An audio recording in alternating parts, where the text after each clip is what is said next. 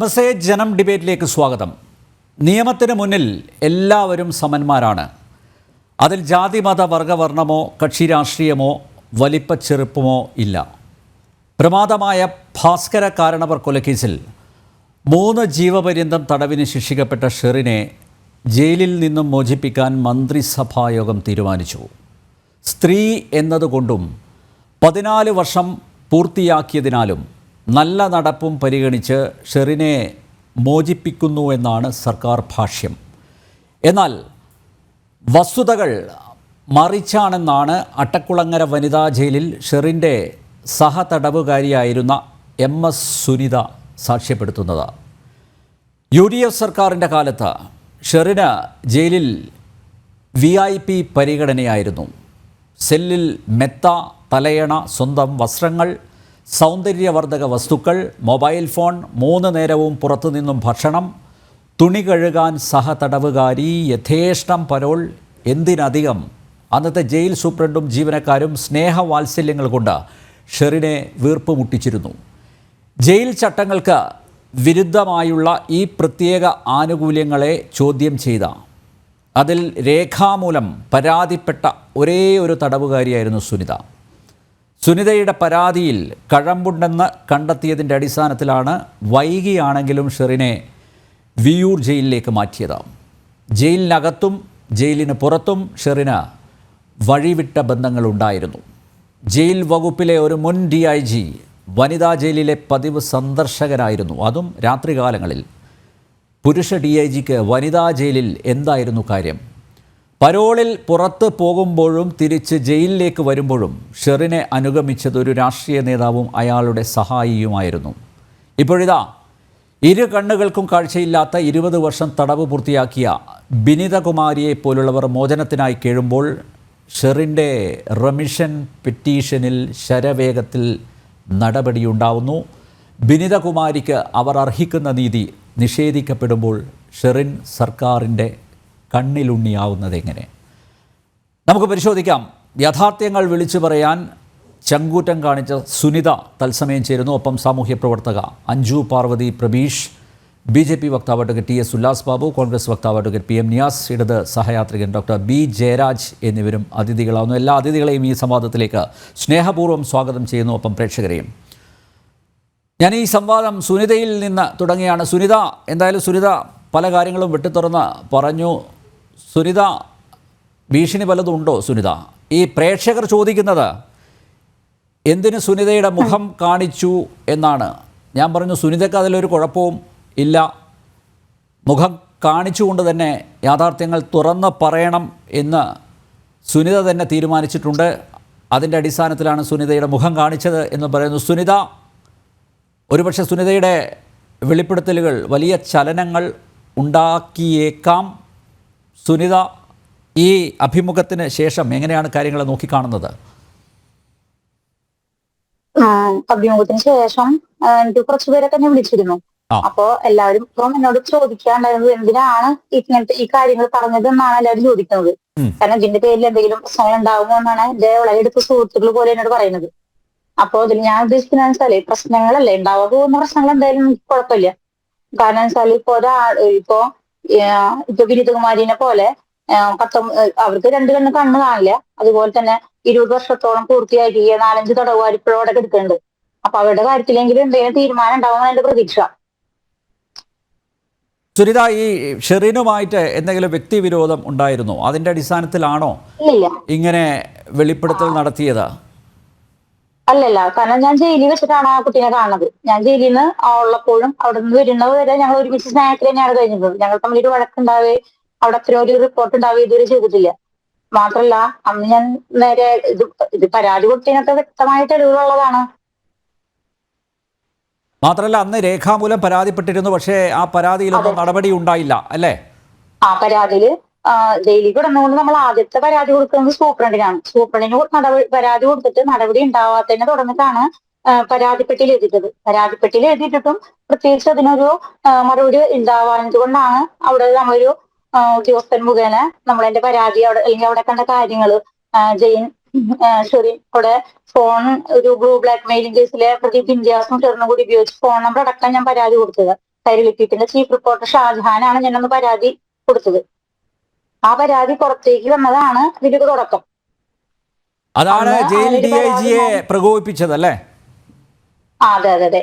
അപ്പൊ അന്ന് ആ ജയിൽ DIG ആണല്ലോ ആദ്യമായിട്ട് ചോദ്യം ചെയ്യുന്നത്. ചോദ്യം ചെയ്തത് ഷെറിന്റെ കയ്യിൽ മൊബൈൽ ഉണ്ടായിരുന്നോ, സുനിത അത് സത്യമാണോ പറയുന്നത്, അതല്ല അദ്ദേഹം ചോദിച്ചത്. അദ്ദേഹം ചോദിച്ചത് അദ്ദേഹം ആകെ അറിയേണ്ടതായിരുന്നത് എന്റെ പരാതി പുറത്തേക്ക് പോയത് എങ്ങനെയാണ്, ഏത് സ്റ്റാഫാണ് സഹായിച്ചതെന്ന് മാത്രം അദ്ദേഹത്തിന് അറിയേണ്ടതായിട്ടുള്ളൂ.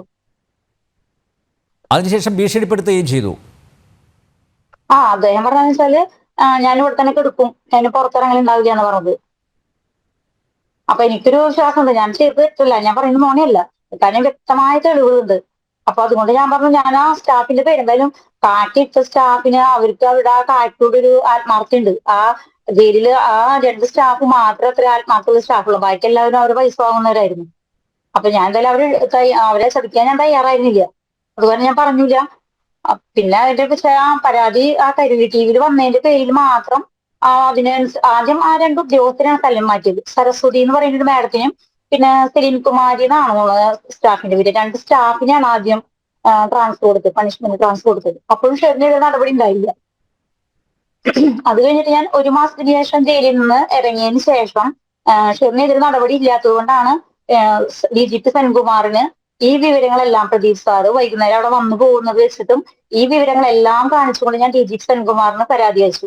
അപ്പോഴാണ് സെൻകുമാർ സാർ എനിക്ക് മറുപടി അയച്ചു, സുനിത, ഈ അട്ടങ്ങോര ജയിലിലെ അന്തേവാസികൾ മുഴുവൻ അപമാനിക്കുന്ന തരത്തിലാണ് ഞാനിങ്ങനെ കാര്യങ്ങൾ ചാനലിനും കൊടുത്തത്, അതുകൊണ്ട് എന്റെ പേര് നടപടി എടുക്കുന്നതായിട്ട് സാർ എനിക്ക് അയച്ചു. അപ്പോ ഞാൻ വീണ്ടും അപ്പോഴാണ് ഞാൻ വിവരാവകാശത്തിന് വെച്ച് തുടങ്ങിയത്. കാരണം 392 എന്നൊരു വകുപ്പ് ഷെറിന്റെ ശിക്ഷ ഇതിലുണ്ട്. ജീവപര്യന്തം ശിക്ഷ വെച്ചാല് ഇന്ന വകുപ്പുകൾ പ്രകാരം എന്ന് പറയുമല്ലോ, അതിൽ 392 എന്നൊരു ഓപ്ഷൻ, ഒരു വകുപ്പുണ്ട്, റോബറി, കവർച്ചയ്ക്ക് വേണ്ടിയിട്ടുള്ള കൊലപാതകം. അപ്പൊ അങ്ങനെ വരുമ്പോൾ 2 വർഷത്തേക്ക് അങ്ങോട്ട് ഇവർക്ക് പരോൾ അനുവദിക്കാൻ പാടില്ല. എന്നിട്ടും ഷെറിന് 1 വർഷം പൂർത്തിയാവുന്നതിന് മുന്നേ പരോൾ അനുവദിച്ചു. അപ്പൊ ആ വിവരങ്ങൾ ചോദിച്ച് ഞാൻ വിവരാവകാശം വെച്ചിട്ട് എനിക്ക് അതിന് മറുപടി ഒന്നുമില്ല സാറ്. ആ വിവരാവകാശം വെച്ച് തുടങ്ങിയപ്പോഴാണ് ഷെറിന് പണിഷ്മെന്റ് ട്രാൻസ്ഫർ വീർപ്പ് കൊടുത്തത്. വനിതാ ജയിലിൽ പുരുഷ ഉദ്യോഗസ്ഥർ വരാൻ പാടില്ല എന്നുള്ളതാണ്.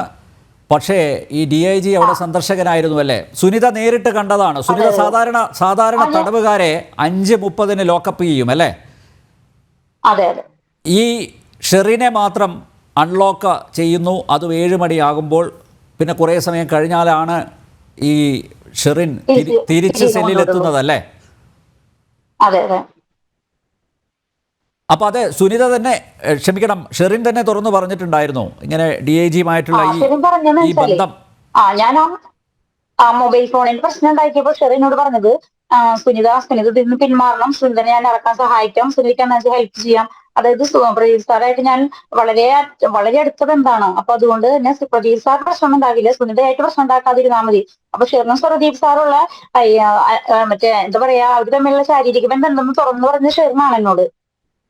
അല്ലാതെ എനിക്ക് അറിയാവുന്ന ഒരു കാര്യമില്ല. ഷെറിന് അത്ര ഉറപ്പ് പറഞ്ഞത് എന്ന് വെച്ചാല് പ്രദീപ് സാറ് പ്രശ്നം ഉണ്ടാക്കില്ല എന്നുള്ളത് എന്നോട് ഉറപ്പ് തന്നതാണ് ഷെറിനത്. അല്ല, അതുകൊണ്ട് തന്നെയാണല്ലോ ഈ ജയിൽ മുൻ DIG പ്രദീപ അവിടെ നടക്കുന്ന ഇത്തരം ഏർപ്പാടുകൾ അതൊന്നും ഗൗനിക്കാതെ സുനിത ആര് വഴിയാണ്, ഏത് ഉദ്യോഗസ്ഥ വഴിയാണ് പുറത്ത് പരാതി കൊടുത്തതെന്ന് അന്വേഷിച്ചത് അല്ലേ? അദ്ദേഹത്തിന് അതിൽ മാത്രമായിരുന്നു. അതുകൊണ്ട് തന്നെ ആയിരിക്കുമല്ലോ ആ സമയത്ത് തന്നെ തിരുവനന്തപുരം ജില്ലാ സെഷൻസ് ജഡ്ജി ജയിൽ വിസിറ്റ് ചെയ്തിട്ടുണ്ടായിരുന്നു. അന്നതുപോലെ ഞാൻ എനിക്ക് ഷെറിന് അനുവദിക്കപ്പെട്ടുള്ള പ്രത്യേക തടവ് ജയിലിലെ സെല്ലിന്റെ ഉള്ളിലെ സൗകര്യങ്ങളൊക്കെ പരാമർശിച്ചുകൊണ്ട് ഞാനൊരു പരാതിയായിട്ട് എഴുതി കൊടുത്തു സാറിന്. അന്ന് തന്നെ സാറ് ജയിലിൽ സെല്ലുകൾ റെയ്ഡ് ചെയ്തു. ഷെറിന്റെ റൂമിൽ നിന്ന് കോസ്മെറ്റിക് ഐറ്റംസുകൾ, ഷെറിന് പ്രത്യേകമായിട്ട് അനുവദിക്കുന്ന ബെഡ്ഷീറ്റുകൾ, തലയണ, കിടക്ക പോലത്തെ സൗകര്യങ്ങള്, ഷെറിന് 6-7 ജോഡി ഡ്രസ്സുകൾ, മേക്കപ്പ് സെറ്റ്, എല്ലാ സാധനങ്ങളും അവിടെ നിന്ന് പിടിപ്പിച്ചു. അതൊന്നും അനുവദിക്കരുതെന്ന് പറഞ്ഞു. അത്തരമൊക്കെ തീരുമാനങ്ങളൊക്കെ ഉണ്ടായിരുന്നു ജയിലില്. ഇപ്പൊ ആളൊന്ന് ജില്ലാ ജഡ്ജി, ഹൈക്കോടതി ജഡ്ജി ആയിട്ടതിന് ശേഷം അത് ഇതായി പോയി തോന്നുന്നു. അതൊക്കെ രേഖാമൂലം നടപടി ആയ കാര്യങ്ങൾ അതൊക്കെ. എന്നിട്ട് പോലും അതിനുശേഷം ഷെറിന് അവിടെ സ്വാതന്ത്ര്യമായിരുന്നു. ഈ ഗണേശേട്ടനെ കുറിച്ച് പറഞ്ഞിട്ടുണ്ടല്ലേ? ഉണ്ട്. ഗണേശ് ചേട്ടൻ ഞാൻ സത്യത്തിൽ ഞങ്ങളൊക്കെ ആ സമയത്ത് വിചാരിച്ചിരുന്നത് വെറുതെ പറയുന്നതാണ് വിചാരിച്ചിരുന്നത്. ഗണേശ് ചേട്ടൻ എന്ന് പറയാറുള്ളതാ. ഗണേശേട്ടനുമായിട്ടുള്ള അടുപ്പം കൂടെ പറഞ്ഞിരുന്നു അല്ലേ? പറഞ്ഞിരുന്നു. ആ ഗണേശേട്ടനാണ് ഈ ഗണേശേട്ടൻ. അതെ. മിസ്, എന്തായാലും ഈ ഉന്നത ഉദ്യോഗസ്ഥരുടെ സ്വാധീനം, അതുപോലെ രാഷ്ട്രീയ നേതാക്കന്മാരുടെ സ്വാധീനം, അതൊന്നും ഇല്ലാതെ ഷെറിൻ്റെ റെമിഷൻ പെറ്റീഷൻ ഇങ്ങനെ ഞാൻ നേരത്തെ പറഞ്ഞതുപോലെ ശരവേഗത്തിൽ അതിലൊരു തീർപ്പുണ്ടാവുമെന്ന് കരുതുന്നുണ്ടോ? അപ്പോൾ സുനിത പറഞ്ഞതെല്ലാം 100% ശരിയാണ് എന്ന് തന്നെയല്ലേ മനസ്സിലാക്കേണ്ടത്? കേൾക്കാമോ സുനിത? കേൾക്കാം. അതായത് ഞാൻ പറഞ്ഞതില് നുണയൊന്നുമില്ല. കാരണം വെച്ചാൽ ഇതില് വ്യക്തമായ തെളിവുകൾ, എല്ലാത്തിനും വ്യക്തമായ തെളിവുകളുള്ളതാ.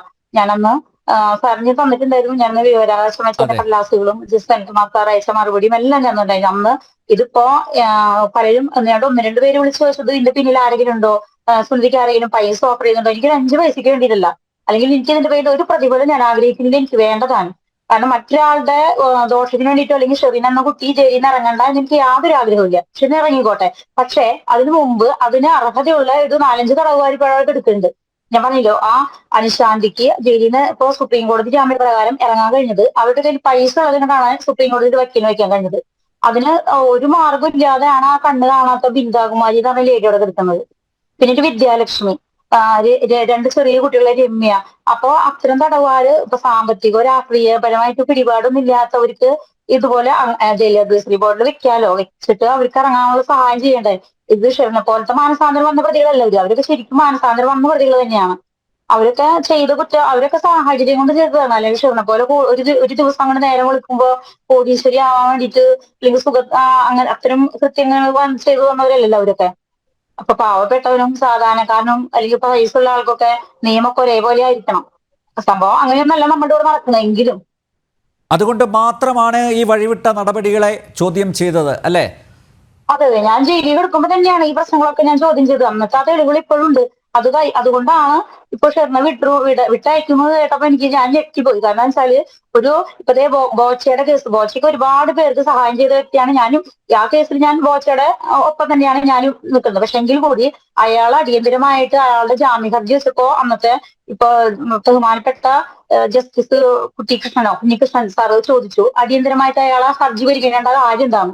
അതേപോലെ തന്നെയാണ് ഞാൻ ചോദിക്കുന്നത്. ഒരു ഷെറിൻ എന്ന തടവുകാരിയുടെ അവരെ വിടാൻ വേണ്ടി മാത്രമായിട്ട് ഇപ്പൊ ഇത്ര മന്ത്രിസഭായോഗം കൂടി തീരുമാനിക്കേണ്ട കാര്യം എന്തായിരുന്നു? അത്രയും ബുദ്ധിമുട്ട് 14 വർഷം ജയിൽ ഉപദേശക സമിതി അംഗം മാഡം പറഞ്ഞു അവർ മാനസാന്തരപ്പെട്ടു, അവർ നല്ല രീതിയിൽ ജീവിക്കുന്ന ഒരു സ്ത്രീയാണ്. അവരുടെ മകൻ അവരെ ആവശ്യമില്ല സത്യം പറഞ്ഞാൽ ജീവിക്കാനായിട്ട്. അവരെ അച്ഛന്റെ വീട്ടുകാർ അവരെ പൊന്നുപോലെ നോക്കിയിട്ട് അമേരിക്കയാണ് ആ കുട്ടി ജീവിക്കുന്നത്. ഷെറിൻ പുറത്തിറങ്ങിയിട്ട് വേണ്ട ആ കുട്ടീനെ സംരക്ഷിക്കാൻ. പക്ഷെ ജയിലിൽ കിടക്കുന്ന മറ്റ് അന്തേവാസികൾ 14 19 വർഷം കഴിഞ്ഞ അന്തേവാസികള് അവര് കുട്ടികളെ ബന്ധുക്കളോ ഉറ്റവരോ ഉടവരോ ഒന്നുമില്ലാതെ സാമ്പത്തിക പരാധീനത മൂലവും അവര് ചിൽഡ്രൻസ് ഹോമിൽ കഴിയുന്നുണ്ട്. അപ്പൊ അവരൊക്കെ പുറത്തിറങ്ങിയിട്ട് അവരെ മക്കളെ കൂടി ജീവിക്കണം, അവർക്ക് ആഗ്രഹം ഉണ്ടാവില്ലേ? അപ്പൊ ഷെറിൻ പുറത്തിറങ്ങേണ്ടത് വീട്ടുകാരുടെ സമിതി അംഗങ്ങൾ അവരൊക്കെ അവിടെ കാണട്ടെ. അപ്പൊ ഷെറിൻ ആദ്യം പുറത്തിറങ്ങേണ്ടത് ആദ്യം ഇറക്കട്ടെ. വീട്ടുകാരുടെ ആവശ്യമല്ല, മകന്റെ ആവശ്യമല്ല, അല്ല. മറ്റാരുടെയോ താല്പര്യമാണ്. അതെ. ഷെറിൻ പുറത്തിറങ്ങി ഷെറിന്റെ കൊച്ചിന് ഉപകാരമൊന്നുമില്ല. ഷെറിന്റെ കൊച്ചിനെ അവര് കാണിക്കുമെന്ന് പോലും അറിയില്ല. പക്ഷെ വീട്ടുകാർക്കും അല്ലെങ്കിൽ കുട്ടികൾക്കും ആവശ്യമുള്ളവര് അമ്മമാര് ജയിലിൽ കിടക്കുന്നുണ്ട്. അവരിറക്കട്ടെ. ഈ ഉപദേശക സമിതി അംഗത്തിന്റെ പ്രസ്താവന കേൾക്കുമ്പോൾ നമുക്ക് ശരിയാണ് വരുന്നത്. കാരണം അത്രയും സാധുക്കളായ അവരവിടെ കിടക്കുമ്പോൾ എനിക്ക് ഏറ്റവും നെഗറ്റീവായിട്ടാണ് ആ 2 കണ്ണു കാണാൻ കഴിയാത്ത ആ സ്ത്രീനെ വിനിതാകുമാരി അട്ടംകുളങ്ങര വനിതാ ജയിലിൽ നിന്നും ഓപ്പൺ ജയിലിലേക്ക് ട്രാൻസ്ഫർ ചെയ്തതാണ്. അവര് രണ്ടാമത്തെ കണ്ണിന്റെ കാഴ്ച കൂടി ഏകദേശം പൂർണ്ണമായി നഷ്ടപ്പെട്ട അവസ്ഥയിലായതുകൊണ്ട് തിരിച്ചട്ടകുളയിലേക്ക് തന്നെ ട്രാൻസ്ഫർ ചെയ്ത. അപ്പൊ ഇപ്പൊ നമ്മള് വീട്ടുകാരെന്നെ നമ്മളുടെ ആ ഒരു അവസ്ഥയിൽ നോക്കുമ്പോൾ നമുക്ക് കുറച്ചുകൂടി ബുദ്ധിമുട്ടുണ്ടായിരിക്കും തോന്നുന്നു. അപ്പൊ ആരുമില്ലാത്തൊരു ഒരു പറ്റം ആൾക്കാരുടെ കൂടിയാണ് ആ സ്ത്രീ ജയിലിൽ കഴിയുന്നത്. പിന്നെ ഷെറിനെ പോലെ മാസ്പടി കൊടുക്കാനൊന്നും മാർഗമില്ല. അവർക്ക് അവരുടേതായ പ്രാഥമിക കൃത്യങ്ങളും അവരുടെ ഡ്രസ്സുകൾ കഴിക്കാനൊന്നും അവർക്ക് കാര്യമില്ലല്ലോ അവിടെ. അപ്പൊ അവർക്കല്ലേ ആദ്യം ഇറക്കേണ്ടത്. അത് മാത്രമല്ല സെൻട്രൽ ജയിലുകളിലേക്ക് എത്രയോ 20, 25, 30 വർഷത്തെ തടവുകാർ കഴിയുന്നു. ജീവന്റെ തടവുകാര്, എത്രയോ വയസ്സായവര്, പ്രായാധികം മൂലം സ്വന്തം ആവശ്യങ്ങൾ പോലും ചെയ്യാൻ കഴിവില്ലാത്ത അല്ലെങ്കിൽ പ്രായാധികം കൊണ്ട് ആവശ്യകരായവർ കഴിയുന്നത് അവരും നടക്കാനായിട്ട് അഡ്വൈസറി ബോർഡിന്റെ സഹായമില്ല. പരാതിപ്പെട്ടതിന് ശേഷം സുനിതയെ സ്വാധീനിക്കാൻ ശ്രമിച്ചിരുന്നോ ഷെറിൻ? ജയിലിൽ കിടക്കുമ്പോ തന്നെ അവര് നടക്കാന്ന് പറയുന്നുണ്ടായിരുന്നു, എന്നെ ഹെൽപ്പ് ചെയ്യാന്നൊക്കെ പറയുന്നു. പിന്നെ ജയിലിൽ ഇറങ്ങിയതിന് ശേഷം ഒന്നും കോണ്ടാക്ട് ഉണ്ടായിട്ടില്ല. അപ്പോൾ ഒരു കാര്യം ഉറപ്പാണ്, ഈ ഷെറിൻ ഇത്രയും പരിഗണന, ഇത്രയും ആനുകൂല്യങ്ങൾ ലഭിച്ചത് ഷെറിൻ കാശിറക്കിയത് കൊണ്ട് തന്നെയാണല്ലേ? അതെ അതെ, കാശ് ഇറക്കിയത് കൊണ്ടും ഇപ്പൊ പ്രദീപ് സാറിനെ സംബന്ധിച്ച് എനിക്ക് തോന്നുന്നത് അത് അവിടെ കാശ് ഇറക്കിയതല്ലല്ലോ. അപ്പൊ അവരൊരു സ്ത്രീയാണെന്നൊരു നിലയിൽ അവര് ദുരുപയോഗം ചെയ്തിട്ടും അല്ലെങ്കിൽ അത് ദുരുപയോഗം ചെയ്യാൻ നിന്ന് കൊടുത്തിട്ടും പിന്നെ പണം എറിയേണ്ടടുത്ത് പണം എറിഞ്ഞിട്ടും ആ രണ്ട് രീതിയിലാണ് അവരവരുടെ കാര്യങ്ങൾ നടത്തി പോണത്. ഓക്കെ സുനിത, ഞാൻ വരാം. അഞ്ജു പാർവതി, പ്രബുദ്ധമായ കേരളത്തിലെ ഒരു ജയിലിൽ, അതും വനിതാ ജയിലിൽ നടന്ന അവിശുദ്ധ ഇടപാടുകളാണ് ഇത്. തടവറയിൽ ഷെറിന് ബ്യൂട്ടി പാർലർ, മൊബൈൽ ഫോൺ, 3 നേരവും പുറത്തുനിന്ന് പ്രത്യേകം ഭക്ഷണം, സുഖജീവിതം. അട്ടക്കുളങ്ങര വനിതാ ജയിലിലെ അൺഒഫീഷ്യൽ സൂപ്രണ്ടായിരുന്നു ഷെറിൻ. ഇവരെയാണ് നല്ല നടപ്പെന്നും പറഞ്ഞ് സർക്കാർ മോചിപ്പിക്കുന്നത്. തീർച്ചയായും അതിന് മുമ്പ് എനിക്ക് കാര്യങ്ങൾ പറയുന്നതിന് മുമ്പ് ആദ്യം തന്നെ സുനിതയ്ക്ക് ഒരു ബിഗ് സല്യൂട്ട്. കാരണം സുനിത കാണിച്ച ഒരു ആർജവം ഉണ്ടല്ലോ, ഈ തുറന്നു പറച്ചൽ. കാരണം അറിയാം, ഇന്നത്തെ കേരളത്തെ സമൂഹത്തിലെ സുനിതയെ പോലൊരു വ്യക്തി ഇത്തരം വമ്പൻ സാവുകൾക്കെതിരെയുള്ള ആരോപണങ്ങളാണ് നടത്തിയിരിക്കുന്നത്. തീർച്ചയായും അപ്പോൾ അത് ഒരു ആർജവത്തിനെയാണ് നമ്മൾ സത്യം പറഞ്ഞാൽ വലിയൊരു സല്യൂട്ട് കൊടുക്കേണ്ടത്. ആ തുറന്ന് പറഞ്ഞു കഴിഞ്ഞു. അതിന് 2-3 വശങ്ങളുണ്ട്. കാരണം കൺമുന്നിൽ ജസ്റ്റിസ്, അതായത് അവിടെ സ്വജനപക്ഷപാതം സുനിതയ്ക്ക് കാണേണ്ടി വന്നിട്ടുണ്ട്. ആ സുനിതയുടെ കൺമുന്നിലാണ് നമ്മുടെ പറയാമല്ലോ ഇഷ്ടക്കാർക്ക് ജയിലിൽ 2 രീതിയിലുള്ള നീതി കൊടുക്കപ്പെട്ടത്. അപ്പം അതിലുള്ളൊരു ധാർമ്മിക രോഷം അവരുടെ വാക്കുകൾ നമുക്ക് കാണാൻ പറ്റും. മറ്റൊന്നെന്ന് പറഞ്ഞു കഴിഞ്ഞാൽ അവർ ആദ്യം തന്നെ പ്രതികരിക്കുന്നു എന്നാണ്. കാരണം ഇപ്പോൾ ഈ റെമിഷൻ പെറ്റീഷൻ ഇതുമായിട്ട് ബന്ധപ്പെട്ട് വന്നപ്പോൾ അവർ ഞെട്ടിപ്പോയിട്ടുണ്ടെന്നാണ്.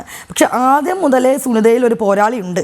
കാരണം കൺമുന്നിലുള്ളൊരു നീതി നിഷേധം കാണുമ്പോൾ അവരപ്പോൾ തന്നെ അതിന് ഫൈറ്റ് ചെയ്തിട്ടുണ്ടായിരുന്നു എന്നാണ് അവർ പറയുന്നത്. കാരണം അത് ഒരുപാട് പരാതികൾ കൊടുത്തിട്ടുണ്ട്, വ്യക്തമായിട്ടുള്ള തെളിവുകളുണ്ട് എന്നവർ പറയുന്നുണ്ട്. അപ്പോൾ ഇതിൽ 2-3 കാര്യങ്ങൾ നമുക്ക് പറയേണ്ടി വരും അല്ലേ.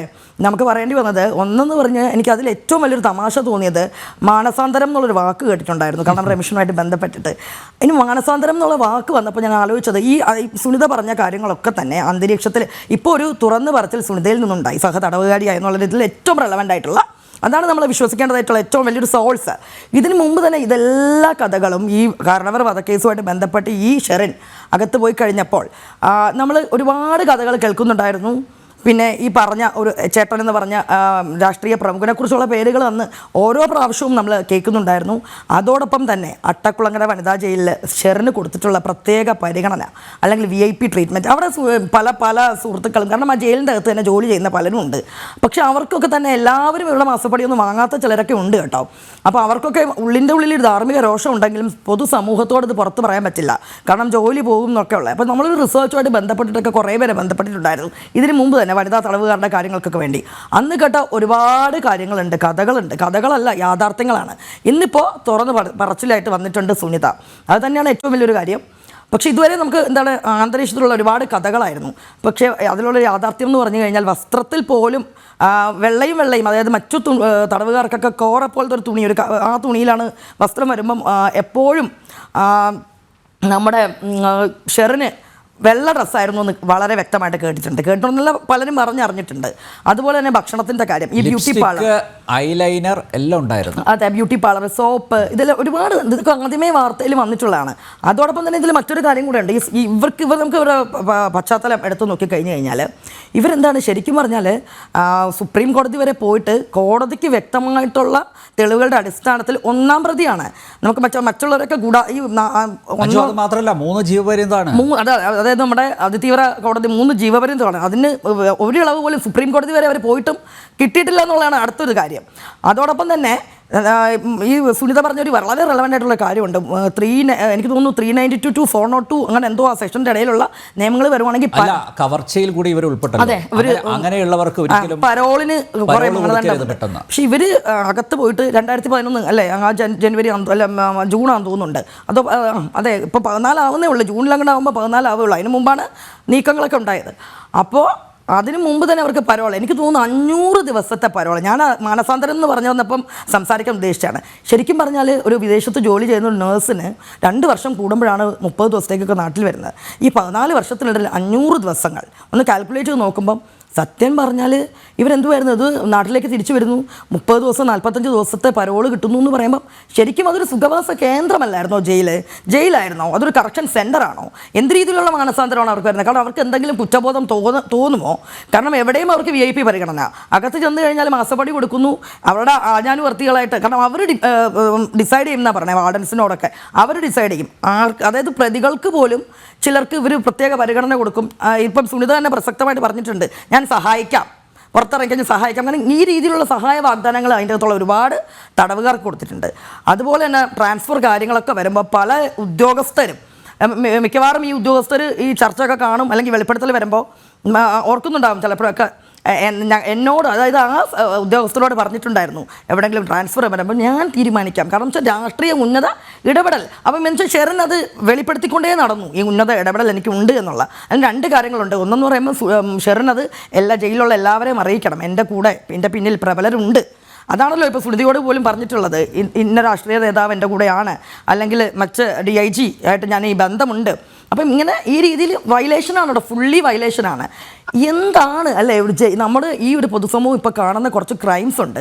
ജയിലെന്ന് പറഞ്ഞു കഴിഞ്ഞാൽ സത്യം പറഞ്ഞൊരു റിസോർട്ടിൽ പോണ പോലെയോ, കുറച്ചൊരു കർക്കിടക ചികിത്സയൊക്കെ ഉണ്ടല്ലോ, ആയുർവേദ ശരീരം ഒന്ന് പുഷ്ടിപ്പൊട്ടി എടുക്കാൻ വേണ്ടിയിട്ടൊക്കെ പോണ പോലെയോ ഒക്കെ ഉള്ളൊരു യൂഷ്വലി ഉള്ള ജയിലുകൾ എന്ന് പറയുമ്പോൾ ഒരു കറക്ഷൻ സെൻ്ററാണ്. കുറ്റബോധം വരാം, കാരണം അത്രയും രീതിയിലുള്ള ശിക്ഷ. ഇത് ഞാൻ ആലോചിക്കുകയാണ്, ഒരു സാധാരണ മനുഷ്യന്, ഒരു കൂലി ജോലി ചെയ്യണ ഒരു സാധാരണ മനുഷ്യന് രാവന്തിയോളം ജോലി ചെയ്താൽ കിട്ടുന്ന രൂപ ഒരു 1000 രൂപ വരും. മട്ടനൊക്കെ കഴിക്കണമെങ്കിൽ അതൊരു വലിയൊരു എന്താ പറയുന്നത്, അത്രയും കാലം കാത്തിരുന്നിട്ട് ഒക്കെ അങ്ങനെ ഒരു വലിയൊരു എക്സ്ട്രാവഗൻസ് ആണ്. ഇത് ജയിലിൽ പോയി കഴിഞ്ഞാൽ ഫുൾ സുഖ സൗകര്യങ്ങളാണ്. ചെന്താമരയുടെ ഇതിലൊക്കെ നമുക്കറിയാം അല്ലേ, ചെന്താമര ആദ്യത്തെ ക്രൈം ചെയ്ത് പോയിട്ട് രണ്ടാമത് വന്നപ്പോൾ ചെന്താമരയുടെ ബോഡിയൊക്കെ കാണണം. അപ്പോൾ നമുക്ക് ഇതൊക്കെ വ്യക്തമായിട്ടുള്ള കാര്യങ്ങളാണ്. അപ്പോൾ ഇത് ശരിക്കും പറഞ്ഞാൽ പൊളിച്ചെടുത്ത് നടത്തണം. പിന്നെ രാഷ്ട്രീയ ഇടപെടൽ, ഈ രാഷ്ട്രീയ ഇടപെടൽ എന്ന് പറയുമ്പോൾ തന്നെ ഉപദേശക സമിതി എന്ന് പറഞ്ഞു, നടത്തേണ്ടവരാണല്ലോ ദുരുപയോഗം ചെയ്യുന്നത്. തീർച്ചയായും ഇവിടെ 2 സർക്കാരുകൾ ഈ ഷെറിൻ വധക്കേസുമായിട്ട് ബന്ധപ്പെട്ട്, ഷെറിൻ കാരണവർ വധക്കേസുമായിട്ട് ബന്ധപ്പെട്ട് ഷെറിനകത്ത് പോകുമ്പോൾ 2 സർക്കാരുകൾ പ്രബലമായിട്ടുള്ള സർക്കാരുകൾ ജയിൽ ശിക്ഷിക്കാൻ പോകുമ്പോൾ UDF സർക്കാരാണ്, അതിനുശേഷം LDF സർക്കാരാണ്. പക്ഷേ ഈ 2 സർക്കാരിലും ഉണ്ടായിരുന്ന ഒരു വ്യക്തിയാണ് ചരട് വലിക്കുന്നത് എന്നുള്ളത് സ്പഷ്ടമാണ് അല്ലേ. ഈ ഷെറിൻ വെറും പത്തനാപുരത്ത് ഒരു സാധാരണ ഏറ്റവും ദരിദ്ര കുടുംബത്തിൽ നിന്ന് വന്ന ഷെറിന് സുപ്രീം കോടതി വരെ പോകാനുള്ള പൈസ, ജയിലിൻ്റെ അകത്ത് വാരി അറിയാനുള്ള കാശ്, അത് എവിടെ നിന്ന് വരുന്നു എന്ന് ആരും ചോദിച്ചിട്ടില്ല, അന്വേഷണം വന്നിട്ടില്ല. അപ്പം പിന്നിൽ ഉന്നത പ്രബല ശക്തികളുണ്ട്.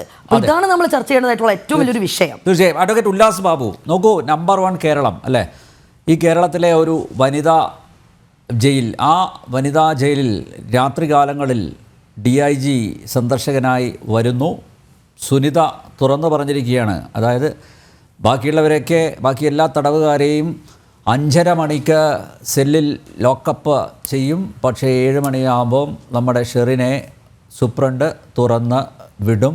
പിന്നെ 1.5 മണിക്കൂർ കഴിഞ്ഞാണ് ഷെറിൻ അകത്തോട്ട് വരുന്നത്. ഷെറിൻ ജയിൽ കെട്ടിടത്തിന് അകത്ത് തന്നെയാണോ ഉണ്ടായിരുന്നത്, അതോ പുറത്ത് DIG കൊണ്ടുപോയോ, ഇതൊക്കെ പരിശോധിക്കേണ്ടതാണ്. എന്തായാലും നോക്കൂ, ഇത് തടവറയാണോ അതോ മണിയറയാണോ?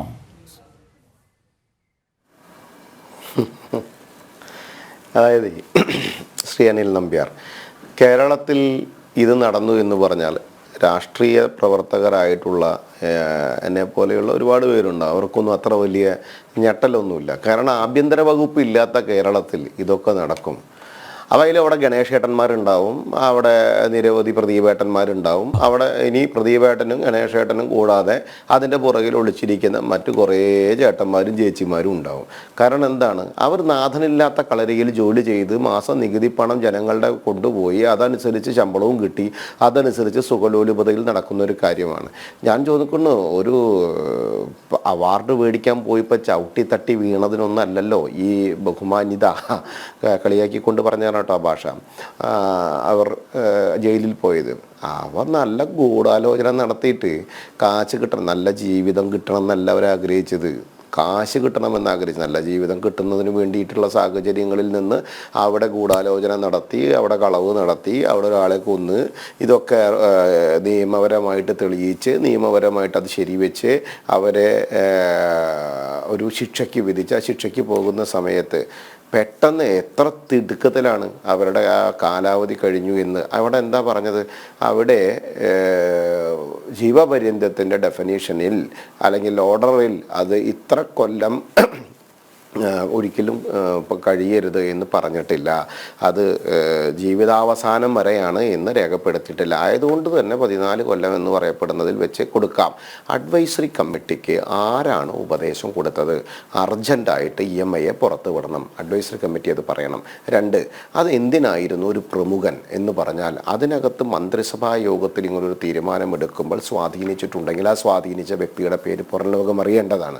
2, ഇങ്ങനെ സുഖസൗകര്യങ്ങൾ കൊടുക്കാൻ മാത്രം എന്ത് കിണ്ടാണ്ടമാണ് EMIക്ക് ഉണ്ടായിരുന്നത് എന്നും കൂടി ജനങ്ങൾക്കറിയണം. ഇവർക്കുള്ള സാമ്പത്തിക സ്രോതസ് എവിടെ നിന്നാണെന്ന് തിരിച്ചറിയണം. ഇവർ ലീവിന് വന്ന് പോകുന്നു, ഇവരൊരു ജോലിക്ക് പോകുന്ന പോലെ പോകുന്നു, ലീവിന് വന്ന് തിരിച്ചു പോകുന്നു എന്ന് പറഞ്ഞാൽ ഇനിയിപ്പോൾ ഓരോ പ്രശ്നങ്ങൾ നടക്കുന്നുണ്ടല്ലോ. ഇപ്പോൾ അടുത്ത് നടന്നുള്ള എന്താണ്, കഷായം കൊടുത്ത് പ്രണയം നടിച്ച് അതിന് കഷായം കൊടുത്തു കൊണ്ടുവന്ന ആയമ്മ ഇതിപ്പോൾ പോയിട്ടുണ്ട്. ഇവർക്കൊക്കെ ഒരു പ്രചോദനമേകുന്ന രീതിയിലുള്ള പ്രവർത്തനങ്ങളാണ് ഇതൊക്കെ എന്ന് വിലയിരുത്തേണ്ടി വരികയില്ലേ സ്വാഭാവികമായിട്ട്. എന്തുകൊണ്ടാണ് നമ്പർ 1 കേരളം എന്ന് പറയുന്നത്? നമ്പർ 1 കേരളം എവിടെയാണ്? 2.5 വയസ്സായ കുട്ടിയെ കിണറ്റിലിട്ട് കൊല്ലുക, അത് കഴിഞ്ഞാൽ അമ്മയെയും കൊല്ലുക, അച്ഛനെയും വെട്ടിക്കൊല്ലുക, തടയാൻ ചെന്നാൽ അച്ഛമ്മയെയും വെട്ടിക്കൊല്ലുക, വഴിയിൽ പരസ്യമായി വെട്ടിക്കൊല്ലുക, അച്ഛൻ അമ്മയെ കൊല്ലുന്നു, അമ്മ അച്ഛനെ കൊല്ലുന്നു, കാമുകൻ കാമുകിയെ കൊല്ലുന്നു, കാമുകിയെ കൊല്ലുന്നു, അച്ഛൻ്റെ അനിയൻ്റെ കൂട്ടുകാരനെ വഴിക്ക് പ്രണയാഭ്യർത്ഥന നടത്തുന്നതിൻ്റെ അടിസ്ഥാനത്തിൽ അവരെ കൊല്ലുന്നു, അവിടെ സാമ്പത്തിക തട്ടിപ്പ്, മരുമകൾ അമ്മായച്ചനെ ഭീഷണിപ്പെടുത്തി കൊല്ലുന്നു. അങ്ങനെ കൊലപാതകങ്ങളുടെയും തട്ടിപ്പുകളുടെയും സകലവിധ സീമകളും ലംഘിച്ചു കൊണ്ടിട്ടുള്ള ഒരു ശൈലി ഇവിടെ നടന്നുകൊണ്ടിരിക്കുന്നത് ഇന്നലെയായിട്ടല്ല, 8-9 വർഷമായി എന്ന് പറഞ്ഞ പിണറായി വിജയൻ നാടിൻ്റെ ചെങ്കോലെടുത്തപ്പോൾ തുടങ്ങി ഈ ദുരന്തം ഈ കേരളം മണ്ണിൽ എന്ന് പറയുമ്പോഴാണ് നമ്മൾ ശ്രദ്ധിക്കേണ്ടത്. അപ്പോൾ ഈ വിഷയത്തിൽ വരുമ്പോൾ പിണറായിക്ക് മുൻപേ ഭരിച്ചിരുന്ന കോൺഗ്രസ് സർക്കാരിനകത്തും ഈ IMF ചേട്ടന്മാരുണ്ടായിരുന്നു എന്നുള്ളതാണ് നമ്മൾ മനസ്സിലാക്കേണ്ടത്. പരോൾ അനുവദിക്കുന്നതിന് കൃത്യമായിട്ടുള്ള നിയമങ്ങളുണ്ട്. പരോൾ അനുഭവിക്കേണ്ട വ്യക്തികൾ ആരാണ് എന്നുള്ളത് നോംസ് അതിനകത്ത് പറയുന്നുണ്ട്. അതിനെയൊക്കെ ലംഘിച്ചുകൊണ്ട് നല്ല നടപ്പിൻ്റെ ആശാത്തിയായി കണ്ടുകൊണ്ട് ഇവരെങ്ങനെ ഇടയ്ക്കിടയ്ക്ക് പരോളും കൊടുത്ത് 14 വർഷം കാത്തിരുന്ന വശനെ പ്രത്യേകപരമായി പുറത്തേക്ക് കൊണ്ടുവന്നാൽ സാമൂഹികപരമായിട്ടുള്ള ഒരു വലിയ റവല്യൂഷൻ നടത്താൻ വേണ്ടിയൊന്നും പുറത്തേക്ക് വന്ന ആളല്ലല്ലോ. പിന്നെ ഇവർ അകത്തേക്ക് പോയി എന്ന് പറയപ്പെടുന്നത് ക്രിയാത്മകമായിട്ടുള്ള യുവജന പ്രസ്ഥാന അല്ലെങ്കിൽ യുവജന മുന്നേറ്റത്തിന് മുന്നിൽ നിന്നതിൻ്റെ പേരിൽ, അല്ലെങ്കിൽ ഒരു സാമൂഹ്യ റവല്യൂഷൻ ഉണ്ടാക്കിയതിൻ്റെ പേരിൽ, അല്ലെങ്കിൽ വലിയൊരു കോസിന് വേണ്ടി സമരം ചെയ്തതിൻ്റെ പേരിലൊന്നും പ്രയാസത്തിൽപ്പെട്ട് അബദ്ധത്തിൽപ്പെട്ട് ജയിലിൽ പോയതല്ലല്ലോ. നല്ല കാശിൻ്റെ ആർത്തി മൂത്തിട്ട് പ്രാന്തായിട്ട് ഒരു ദിവസം കൊണ്ട് കോടീശ്വരിയാവാനുള്ള ശ്രമത്തിൻ്റെ അടിസ്ഥാനത്തിൽ അതിനുവേണ്ടി ഗൂഢാലോചന നടത്തി, അതിനുവേണ്ടി ടീമിനെ സെറ്റ് ചെയ്ത്, അതിനുവേണ്ടി കാര്യങ്ങൾ നടത്തി, അതനുസരിച്ച് കാര്യങ്ങൾ പ്രവർത്തിച്ച്, അതനുസരിച്ച് കൊലപാതകം നടത്തിയ കൊലപാതകത്തിൻ്റെ ശിക്ഷ അനുഭവിച്ച് അതിനകത്ത് പോകുമ്പോൾ ഓളെ നീ അവിടെ കിടക്കേണ്ട, ഈ ഓടി വാ, എനിക്ക് അന്നെ വേണമെന്ന് പറഞ്ഞ വ്യക്തികൾ ആരാണ് എന്ന് മനസ്സിലാക്കി അത് തിരിച്ചറിഞ്ഞ് സമൂഹത്തിന് മുമ്പിൽ കൊണ്ടുവന്ന് അവർക്കെതിരെ ശിക്ഷാ നടപടി എടുക്കേണ്ട ബാധ്യത സർക്കാരിനുണ്ട്. പക്ഷേ പിണറായി വിജയൻ്റെ സർക്കാർ ആ ബാധ്യത നിറവേറ്റില്ല എന്ന് തന്നെ വേണം നമ്മൾ മനസ്സിലാക്കേണ്ടത്. ഒരുപാട് സുനിതമാർ ഈ നാട്ടിൽ ഉണ്ടായാലും അവർ വെളിപ്പെടുത്തിയാലും സുനിതമാർക്ക് ദോഷമുണ്ടാക്കുന്ന പ്രവർത്തികൾ എന്തെങ്കിലും ഇവർ ചെയ്യുമെന്നല്ലാതെ ഇവർ ചെയ്തു കൊടുത്ത പ്രവർത്തികളെ ചോദ്യം ചെയ്യാൻ പിണറായി വിജയൻ എന്ന ആഭ്യന്തര വകുപ്പ് കൈകാര്യം ചെയ്യുന്ന കേരളത്തിലെ മുഖ്യമന്ത്രിക്ക് സാധിക്കില്ല. കാരണം അദ്ദേഹത്തിൻ്റെ കൈ ശുദ്ധമല്ലാലോ.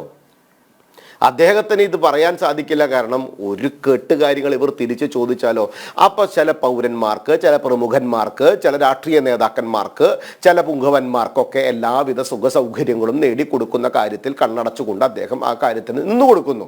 അവിടെ മന്ത്രിസഭാ തീരുമാനമെടുത്തു. ഈ തീരുമാനത്തിൽ അഡ്വൈസറി കമ്മിറ്റിയോട് സപ്പോർട്ട് ചെയ്ത സമയത്ത് അവിടെ ഇവർക്ക് സപ്പോർട്ടുള്ള 1-2 പേരൊഴിച്ചാൽ ബാക്കിയുള്ള ആളുകൾ ഉണ്ടായിരുന്നില്ലേ? അവർക്ക് എന്തായിരുന്നു പണി? അവർ എന്തുകൊണ്ട് അതിന് കൃത്യമായി ചോദിച്ചില്ല? അവർ എന്തുകൊണ്ട് അതിൽ ഇടപെട്ടില്ല? അപ്പോൾ ഇതൊക്കെ ഒരു കൂട്ടായിട്ടുള്ള തട്ടിപ്പിൻ്റെ ഒരു അധികാര ശൈലിയാണ് എന്ന് പറഞ്ഞാൽ ഈ അധികാരത്തിലിരിക്കുന്ന വ്യക്തികൾ കൂട്ടായി തട്ടിപ്പ് നടത്താൻ കൂട്ടുനിൽക്കുന്നു എന്നുള്ളത്. ഒരാൾ ഒരു കാര്യത്തിൽ കണ്ണടയ്ക്കുമ്പോൾ അവർക്ക് മറ്റൊരു കാര്യം വരുമ്പോൾ ഇയാൾ കണ്ണടയ്ക്കുന്നു എന്ന് പറയപ്പെടുന്ന ഒരു ബാർട്ടർ സിസ്റ്റം പോലെ തന്നെ നീ തൊട്ടിത്തരം കാണിക്കുമ്പോൾ ഞാൻ കണ്ണടയ്ക്കാം, ഞാൻ തൊട്ടിത്തരം കാണിക്കുമ്പോൾ നീ കണ്ണടയ്ക്കണം എന്ന് പറയുന്ന ഒരു നിലപാടാണ് നടന്നുകൊണ്ടിരിക്കുന്നത്. ഒരു സംശയവുമില്ലാതെ നമ്മൾ ജനങ്ങൾ ഇതിന് പ്രതികരിക്കേണ്ടതും സമൂഹം ഇതിന് പ്രതികരിക്കേണ്ടതും ഇതര രാഷ്ട്രീയ സംവിധാനങ്ങൾ ഇതിന് പ്രതികരിക്കേണ്ടതും ഈ തട്ടിപ്പിന്റെ പുറകിൽ പ്രവർത്തിച്ച വ്യക്തികൾ ആരാണ്? ഇവർക്ക് അനാവശ്യമായിട്ടുള്ള സൗകര്യങ്ങൾ ഒരുക്കി കൊടുത്തത് പായ, മെത്ത, തലോണ, ഫോണ്, ലിപ്സ്റ്റിക്ക്, കണ്ണാടി, കണ്ണെഴുതാനുള്ള സംവിധാനങ്ങൾ എല്ലാം ഒരുക്കി കൊടുത്ത് ഇവരെങ്ങനെ രാജ്ഞിയായി അതിനകത്ത് വാഴിച്ചിരുന്നു എന്ന് ഈ സഹതടവുകാരുടെ വെളിപ്പെടുത്തൽ വിശ്വസിക്കുകയാണ് എങ്കിൽ നമ്മൾ മനസ്സിലാക്കുമ്പോൾ എന്തിനായിരുന്നു അവർക്ക് അവിടെ കൊടുത്തിരുന്നത്? അങ്ങനെയാണെങ്കിൽ ഒരു ചില്ലുകൊട്ടാരം പടന്ന് അതിനകത്തിരുന്ന് AC റൂമും കൊടുത്ത് അതിനടുത്ത് സുഖ സൗകര്യങ്ങൾ കൊടുക്കാമായിരുന്നില്ലേ? അപ്പോഴും ഇപ്പോഴും ജനങ്ങൾ ഇതൊക്കെ കണ്ടിരിക്കണം എന്നുള്ളതാണ്. ജനങ്ങൾക്ക് ഇതൊന്നും ചോദിക്കാനുള്ള അവകാശമില്ല. ചോദിച്ചാൽ തന്നെ ജനങ്ങളോട് നീതി കാണിക്കണം. ഇത്ര ശരവേഗത്തിൽ ഒരു കേരളത്തിനകത്ത് പട്ടിണി കിടക്കുന്ന ഒരു പാവപ്പെട്ടവന്റെ ഒരു വിഷയം വന്നാൽ ഇത്ര ശരവേഗത്തിൽ സർക്കാർ തീരുമാനമെടുക്കുമോ? സാധാരണക്കാരന് കയറിക്കിടക്കാനുള്ള ഇടമില്ലാത്തൊരു പ്രതിസന്ധി വരുന്ന സമയത്ത് അത് റീബിൽഡ് കേരളയിൽ ഉൾപ്പെടുത്തിക്കൊണ്ട് വേഗം അവന് വീട് പണിത് കൊടുക്കാൻ ഇവർ ഈ ശരവേഗത്തിൽ തീരുമാനമെടുക്കുമോ? വന്യമൃഗം ശല്യം അനുഭവിക്കുന്ന സാധാരണക്കാരായിട്ടുള്ള ജനവിഭാഗങ്ങളുടെ ആ പ്രയാസത്തിൽ നിന്ന് അവരെ മോചിപ്പിക്കുന്നതിന് വേണ്ടി ആ മൃഗങ്ങളെ ഒന്ന് കാട്ടിലേക്ക് കയറ്റിവിടാനുള്ള തീരുമാനം ഈ മന്ത്രിസഭാ യോഗത്തിൽ ഈ ശരവേഗത്തിൽ നടക്കോ? ഇല്ല. പക്ഷേ ഞങ്ങൾ കേരള ജനത്തിന്റെ വക്താക്കളായിക്കൊണ്ട് രാഷ്ട്രീയ പ്രവർത്തനത്തിന്റെ ഭാഗമായി നിന്നുകൊണ്ട് പറയുന്നത് കേരള ജനതയ്ക്ക് ഈ തടവുകാരി എന്താ അതിന്റെ പേര് ഷെറിനോട് കാണിച്ച നീതിയെങ്കിലും പിണറായി വിജയൻ കേരളത്തിലെ ജനങ്ങളോട് കാണിക്കണം. കാരണം അങ്ങനെയെങ്കിലും ഞങ്ങളെപ്പോലെയുള്ള അല്ലെങ്കിൽ സാധാരണക്കാരെ പോലെയുള്ള ആളുകൾക്ക് ഇവിടുത്തെ കാര്യങ്ങളൊന്ന് സ്പീഡായിട്ട് നടന്നിരുന്നെങ്കിൽ എന്ന് കേരളത്തിലെ ജനങ്ങൾ ആഗ്രഹിച്ചു പോയാൽ അതിനെ തെറ്റു പറയാൻ പറ്റുമോ ശ്രീ അനിൽ നമ്പ്യാർ? ഈ തെമ്മാടിത്തരം കാണിച്ചവർക്ക് നേരെ ശക്തമായ പ്രതിഷേധം, ശക്തമായിട്ടുള്ള നിയമ നടപടികളും കോടതി സ്വമേധയാ എടുക്കണമെന്നാണ് നമുക്കൊക്കെ പറയാനുള്ളത്. അതെന്തായാലും ഉണ്ടാകുമെന്ന് നമ്മൾ വിശ്വസിക്കുന്നു. ഭാവിയിൽ ഇതുപോലെയുള്ളൊരു വേഷം കെട്ടുകളുമായിട്ട് ഒരാളും അതിനകത്ത് വിലസാനുള്ള ഒരു സൗകര്യം ഉണ്ടാകരുത്. അത് തെമ്മാടിത്തരം കാണിച്ചതിന്റെ അടിസ്ഥാനത്തിൽ നിയമപരമായിട്ട് ശിക്ഷിച്ചുള്ളിൽ പോയതാണ്. അല്ലാണ്ട് ഒരു തരത്തിലും ഇവിടുത്തെ നീതി നടപ്പിലാക്കാൻ വേണ്ടി പോരാടിയിട്ടുള്ളിൽ.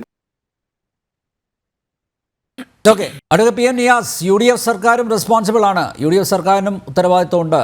നോക്കൂ, UDF സർക്കാരിൻ്റെ കാലത്താണ് സുനിത ഷെറിൻ്റെ സഹതടവുകാരിയായത്. ആ സമയത്താണ് ഇതൊക്കെ നടന്നത്. മാത്രമല്ല, ഈ അഭിമുഖത്ത് മറ്റൊരു കാര്യം കൂടി സുനിത പറഞ്ഞിട്ടുണ്ടായിരുന്നു. അന്ന് ജയിൽ DGP ആയിരുന്ന അലക്സാണ്ടർ ജേക്കബിനെ ഉന്നതങ്ങളിൽ നിന്ന് വിളിച്ച് ശകാരിച്ചു, എന്തുകൊണ്ട് ഷെറിന് പരോൾ അനുവദിക്കുന്നില്ല എന്ന് സുനിത പറഞ്ഞാണ്. സുനിത ഈ ചർച്ചയിൽ പങ്കെടുക്കുന്നുണ്ട്. അപ്പോൾ നോക്കൂ, രണ്ട് മുന്നണികൾക്കും LDFനും UDFനും ഒരുപോലെ കണ്ണിലുണ്ണി ആവണമെങ്കിൽ അതിൻ്റെ കാരണം എന്തായിരിക്കും? അല്ല, അങ്ങനെ പറയുന്നതിൽ കാര്യമില്ല. അനിലിൻ്റെ ചോദ്യത്തിൽ തന്നെ ഉത്തരവുണ്ട്. അലക്സാണ്ടർ ജേക്കബിൻ്റെ കാലത്ത് അവർക്ക്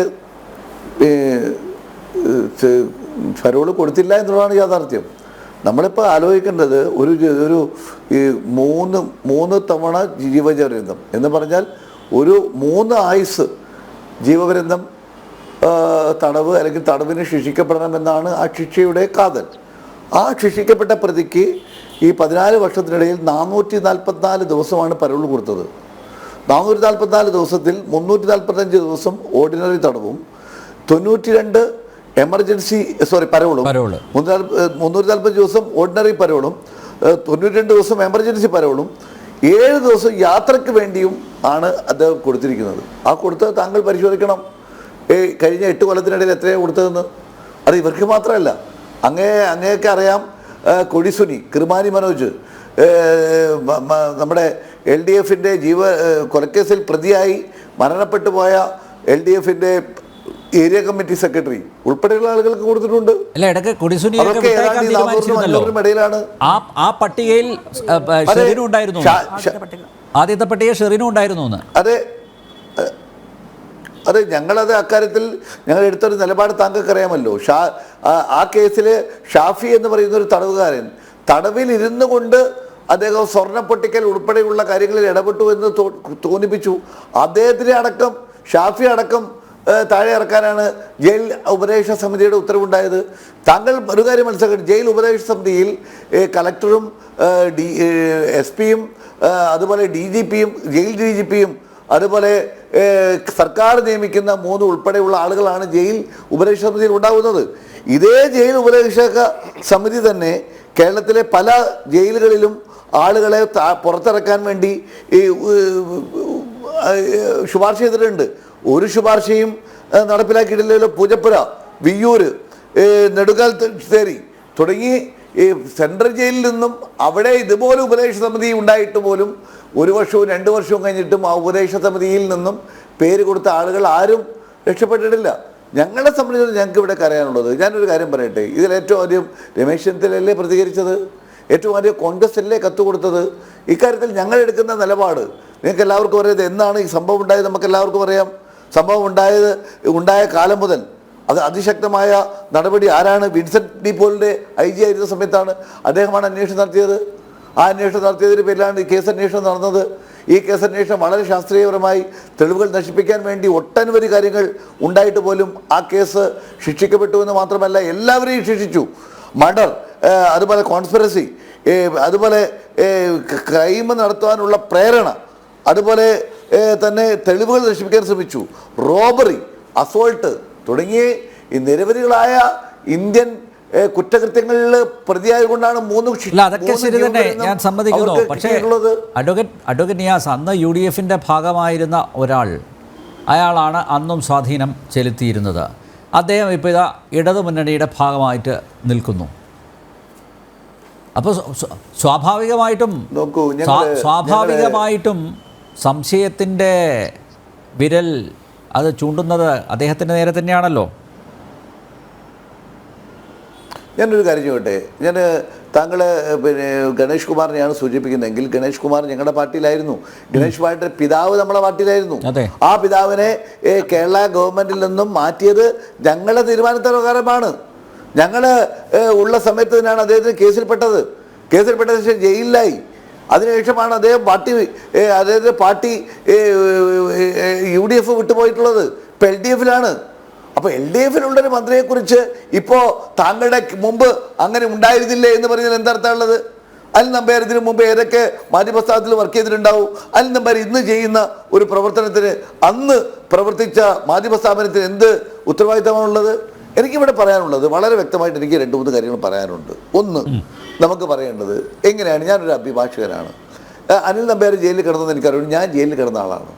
അത് പിന്നെ നായനാർ ഭരിക്കുന്ന സമയത്തും അതുപോലെ തന്നെ പിന്നെ രാഷ്ട്രീയ കേസിലും ഒക്കെ ഞാൻ ജയിലിൽ കിടന്നതാണ്. അതൊക്കെ ജയിലിൽ കിടക്കുമ്പോൾ ഞങ്ങൾ ഈ ഇത്തരത്തിലുള്ള ഒരു സൗകര്യവും ഉണ്ടായിട്ടില്ല. നിങ്ങൾക്ക് എല്ലാവർക്കും അറിയാം 2 തരത്തിലാണ് റിമാൻഡ്. ഒന്ന് റിമാൻഡ് പ്രിസണും ഒന്ന് കൺവിക്റ്റഡ് പ്രിസൺ. റിമാൻഡ് പ്രിസണിന് കിട്ടുന്ന സൗകര്യങ്ങളല്ല കൺവിക്റ്റഡ് പ്രിസണ് കിട്ടുന്നത്. ആ കൺവിക്റ്റഡ് കിട്ടുന്ന സാഹചര്യങ്ങളാണോ അദ്ദേഹത്തിന് ലഭിച്ചിട്ടുള്ളത്? ഒരു നമ്മളിപ്പോൾ പിന്നെ റിമിഷന് ഒരു അനുവദിക്കുമ്പോൾ നിയമം പറയുന്നത് അവർ കോടതി ജയിൽ ശിക്ഷ അനുഭവിക്കുന്ന കാലത്തെ അദ്ദേഹത്തിൻ്റെ സ്വഭാവത്തിൽ, അദ്ദേഹത്തിൻ്റെ ജയിൽ നിയമങ്ങളോടുള്ള രീതികളിലൊക്കെ ഉള്ള കാര്യങ്ങളാണ്. എന്തുകൊണ്ടാണ് അദ്ദേഹം അട്ടക്കുളങ്ങര ജയിലിൽ നിന്നും ഇവരെ എന്തുകൊണ്ട് മാറ്റി? ജയിലിലെ നിയമങ്ങൾ അനുസരിക്കാത്തത് കൊണ്ടല്ലേ? അവിടെ ഒരു തടവുകാരി താങ്കളുടെ ആദ്യമായി താങ്കളെ ഞാൻ അനുമോദിക്കുകയാണ്. ഇത്രയും വലിയൊരു ഒരു സെൻസേഷനായിട്ട് ഞങ്ങളൊക്കെ ഞെട്ടിപ്പിക്കുന്ന രീതിയിലുള്ള ഒരു വാർത്ത താങ്കളത് വളരെ എന്താ പറയുക, വളരെ ത്യാഗം സഹിച്ചുകൊണ്ടാണ് താങ്കൾ പുറത്തു കൊണ്ടുവന്നത്. അതിന് ഒരു തടവുകാരികളെ തന്നെ ഇൻ്റർവ്യൂ ചെയ്തുകൊണ്ട് ഞാൻ കേൾക്കുകയുണ്ടായി. അപ്പോൾ അങ്ങനെയുള്ള ഒരു തടവുകാരി തന്നെ ജയിലിൽ നേരിട്ട് ജില്ലാ ജഡ്ജ് തുറന്നു നോക്കുന്ന പെട്ടിയിൽ പരാതി ഇട്ടിട്ടും ഒരു നടപടിയും ഉണ്ടായില്ല. ശരിയാണല്ലോ. അതിനുശേഷം നേരെ ഒരു ഹൈക്കോടതി ജഡ്ജ് വിസിറ്റ് ചെയ്തപ്പം അവർ പരാതി നേരിട്ട് പറഞ്ഞു. ആ ഹൈക്കോടതി ജഡ്ജിന്റെ പേര് ഞാൻ സുനിൽ തോമസ് ആണ്. സോറി ജില്ലാ ജഡ്ജ് സുനിൽ തോമസ് റുട്ടീനായിട്ടുള്ള ഇൻസ്പെക്ഷൻ സമയത്ത് വന്ന സമയത്താണ് അദ്ദേഹത്തെ ഇത് കാണിക്കാൻ ചെയ്തത്. അവിടെ അദ്ദേഹം റൂമിൽ പോയപ്പം ഒരിക്കലും ഒരു കൺവിക്റ്റഡ് പ്രിസണിൽ നിങ്ങൾ മനസ്സിലാക്കേണ്ട, കോടതിയിൽ തലയണ കൊടുക്കണമെങ്കിൽ കോടതിയുടെ ഉത്തരവ് വേണം. ഈ പായക്ക് പകരം കട്ടിൽ കൊടുക്കണമെങ്കിൽ കോടതിയുടെ ഉത്തരവ് വേണം. ഇതൊന്നുമില്ലാതെ ഈ സൗകര്യങ്ങൾ, മേക്കപ്പ് സെറ്റുകൾ അടക്കം എല്ലാ സൗകര്യങ്ങളും അദ്ദേഹത്തിന്. ഇപ്പം ഞാൻ ജയിലിൽ കിടന്നതാണ്. ജയിലിൽ കിടക്കുന്ന ഞാൻ പോയിട്ട് വേണം എൻ്റെ ഭക്ഷണം വാങ്ങുവാൻ. വേറൊരാൾക്ക് പോയി ക്യൂ നിന്ന് എനിക്ക് വാങ്ങിത്തരാൻ കഴിയില്ല. ഒരാൾക്ക് ഒരു തവണയാണ് ഭക്ഷണം കൊടുക്കുക. ഇവർക്ക് ഭക്ഷണം വാങ്ങിക്കൊടുക്കാൻ വേറെ ഒരാളെ ഡെപ്യൂട്ടി ചെയ്തിരിക്കുകയാണ്. സൗകര്യങ്ങൾ ഉണ്ടായി എന്ന് ബോധ്യപ്പെട്ട് കോഴി ബിരിയാണി, അതുപോലെ നെയ്ച്ചോറ്, ഇതെല്ലാം 3 നേരം പുറത്തുനിന്ന് വരുന്നത്രേ. ശരിയാണ്. അല്ല, ഇത് ജില്ലാ ജഡ്ജി നേരിട്ട് കണ്ട് ബോധ്യപ്പെട്ട് അവരെ കർശനമായി നടപടിയെടുക്കണമെന്ന് ആവശ്യപ്പെട്ടതിൻ്റെ പേരിലാണ് അവരെ കണ്ണൂർ ജയിലിലേക്ക് മാറ്റുന്നത്. അപ്പോൾ തന്നെ ഇവർ റെമിഷൻ അർഹതയില്ല എന്നുള്ളത് ബോധ്യമല്ലേ? 2 കൊല്ലമായിട്ടുള്ളൂ. നിങ്ങൾക്ക് ഇപ്പോൾ പറയാൻ പറ്റില്ല അത് ഞങ്ങളെ ഭരണകാലത്താണ്. 2 കൊല്ലം മുമ്പാണ് ഈ സംഭവങ്ങൾ ഉണ്ടായത്. അപ്പോൾ അത് 8 കൊല്ലത്തിനിടയിൽ ഈ സർക്കാർ വന്നത് 8 കൊല്ലത്തിനിടയിലാണ്. അപ്പോൾ അങ്ങനെ വന്ന് അപ്പോൾ എന്താണ് എല്ലാ തലങ്ങളിലും അടുക്കള ഡ്യൂട്ടിക്ക് വെച്ചാൽ അടുക്കള ഡ്യൂട്ടിക്ക് പോകില്ല, അത് ഡെറിലിക്ഷൻ ഓഫ് പ്രിസൺ ആക്റ്റാണ്. അല്ലെങ്കിൽ അവരുടെ ഇപ്പം ഞങ്ങൾ കൺവിക്റ്റഡ് അല്ല, കൺവിക്റ്റഡ് ആയ ആളുകൾക്ക് ജോലി കൊടുക്കും. ആ ജോലി ഇന്ന ജോലികളാണെന്ന് ആക്ടിലുണ്ട്, ജയിൽ ആക്ടിലുണ്ട്. ആ ജയിൽ ആക്ട് പ്രകാരം നടപടി എടുക്കണം. ഇവർക്ക് കൊടജൂടി കൊടുത്തു, അതറിയോ?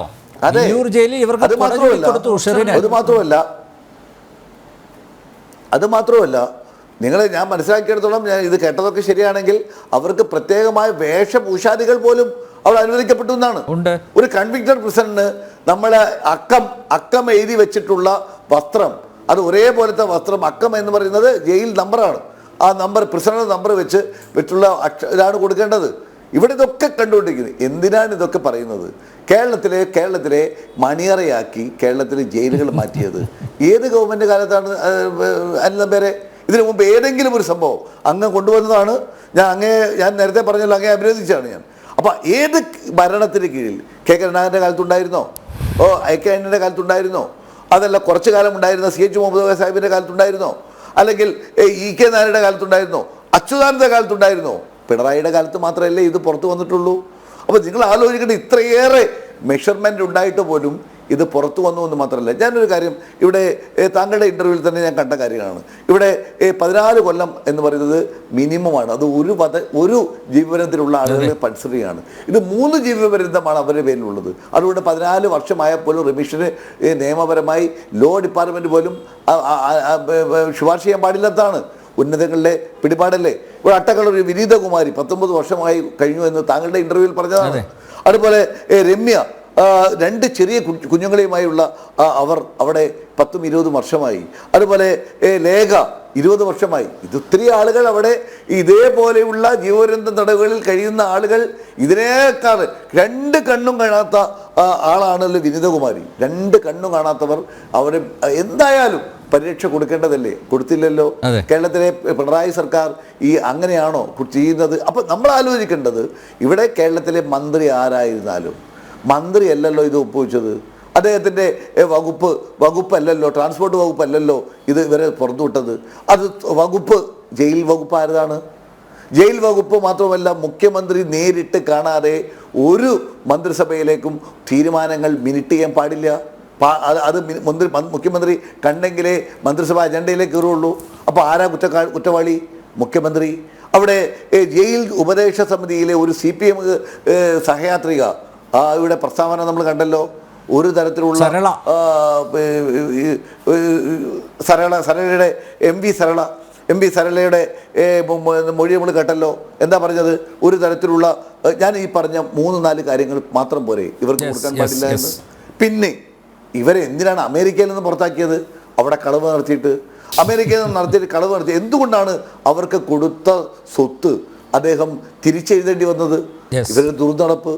അപ്പോൾ ഇത്തരത്തിലുള്ള അവരുടെ കുറ്റകൃത്യത്തിന് മുമ്പുള്ള കാലം, കുറ്റകൃത്യത്തിന് ശിക്ഷിക്കപ്പെട്ടതിന് ശേഷമുള്ള കാലം, അതുപോലെ ജയിൽവാസം അനുഭവിച്ചിരുന്ന കാലം, ഇവയെല്ലാം പരിശോധിച്ചാൽ ഇതിനർഹപ്പെട്ടതല്ല എന്നുള്ളത് 100% ഉറപ്പാണ്. അതുകൊണ്ട് ഞങ്ങൾ എപ്പോഴും പറയുന്ന ഒരു ഫ്രേസ് തന്നെയാണ് പറയുന്നത്, പിണറായി വിജയൻ വേട്ടക്കാർക്കൊപ്പമാണ്, ഇരകൾക്കൊപ്പമല്ല. അതുകൊണ്ടാണ് നമ്മുടെ ഭാസ്കരക്കാരൻ അവരുടെ കുടുംബം ഇത് ആവശ്യപ്പെട്ടിട്ടുള്ളത്, ഞങ്ങൾ ആവശ്യപ്പെടുന്നത്. അതുകൊണ്ട് ഈ വേട്ടക്കാർക്ക് വേണ്ടി ജയില് ഇന്ന് ഏറ്റവും വലിയ ആധുനിക സൗകര്യങ്ങളുണ്ടാക്കി എല്ലാവർക്കും സുഖിക്കാൻ വേണ്ടിയുള്ള ഒരു ആലയമാക്കി മാറ്റിക്കൊണ്ട് തങ്ങൾക്ക് വേണ്ടപ്പെട്ടവർക്ക് സുഖിക്കാനും വേണ്ടപ്പെടാത്തവരെ അവിടെ അടിച്ചൊതുക്കുവാനും കഴിയുന്ന ഒരു ഉപാധിയായി ജയിലിനെ മാറ്റിയ ഒരു ഭരണകൂടം, അതിൻ്റെ ഉത്തരവാദികൾ കേരളത്തിലെ പിണറായി വിജയനാണ്, LDF സർക്കാരാണ്. അവർക്കെതിരായുള്ള അതിശക്തമായ, അതോടൊപ്പം ഒറ്റ വാക്കുകൂടി പറയാം, ഇവിടെ വളരെ ഗൗരവമായിട്ട് പറയുകയാണ്, വേലി തന്നെ വളരുന്നതെന്നൊക്കെ പറയുന്നത് കുറ്റത്തിൻ്റെ മുകളിൽ ഏറ്റവും കാഠിന്യമുള്ളതാണ്. ഒരു ജയിൽ ഉദ്യോഗസ്ഥൻ തന്നെയാണ് ഇത്തരം കാര്യങ്ങൾക്ക് അവർക്ക് ഉപകരണമാക്കി. ഒരു ജയിലിലെ നിങ്ങൾക്കറിയാം, നമ്മുടെ കീഴിൽ ജോലി ചെയ്യുന്ന ഒരു ജീവനക്കാരിയെ പീഡിപ്പിച്ചാൽ ഇരട്ടി ശിക്ഷയാണ്. ഇപ്പം ജയിലിലെ ഒരു പോലീസ് ഉദ്യോഗസ്ഥൻ, ജയിലിൻ്റെ അധികാരപരിധിയിലുള്ള ഒരു പോലീസ് ഉദ്യോഗസ്ഥൻ ആ ജയിലിലെ ഇൻമാറ്റിനോട് ഈ രീതിയിൽ പെരുമാറിയിട്ടുണ്ടെങ്കിൽ അദ്ദേഹത്തെ ഏത് തരത്തിലാണ് കൈകാര്യം ചെയ്യേണ്ടത്? എന്താ കൈകാര്യം ചെയ്യാത്തത്? വേണ്ടപ്പെട്ടവർക്ക് വേണ്ടി ആണ് അദ്ദേഹം ചെയ്യുന്നത് എന്നുള്ളത് കൊണ്ടാണ് അതുകൂടി പരിശോധിക്കേണ്ടത്. ഓക്കെ ഡോക്ടർ ജയരാജ്, എന്തായാലും ശ്രീമതി സുനിതയുടെ വെളിപ്പെടുത്തൽ താങ്കൾ കണ്ടു കാണും എന്നാണ് ഞാൻ മനസ്സിലാക്കുന്നത്. ജയരാജ്, ഇതാണോ നല്ല നടപ്പ്?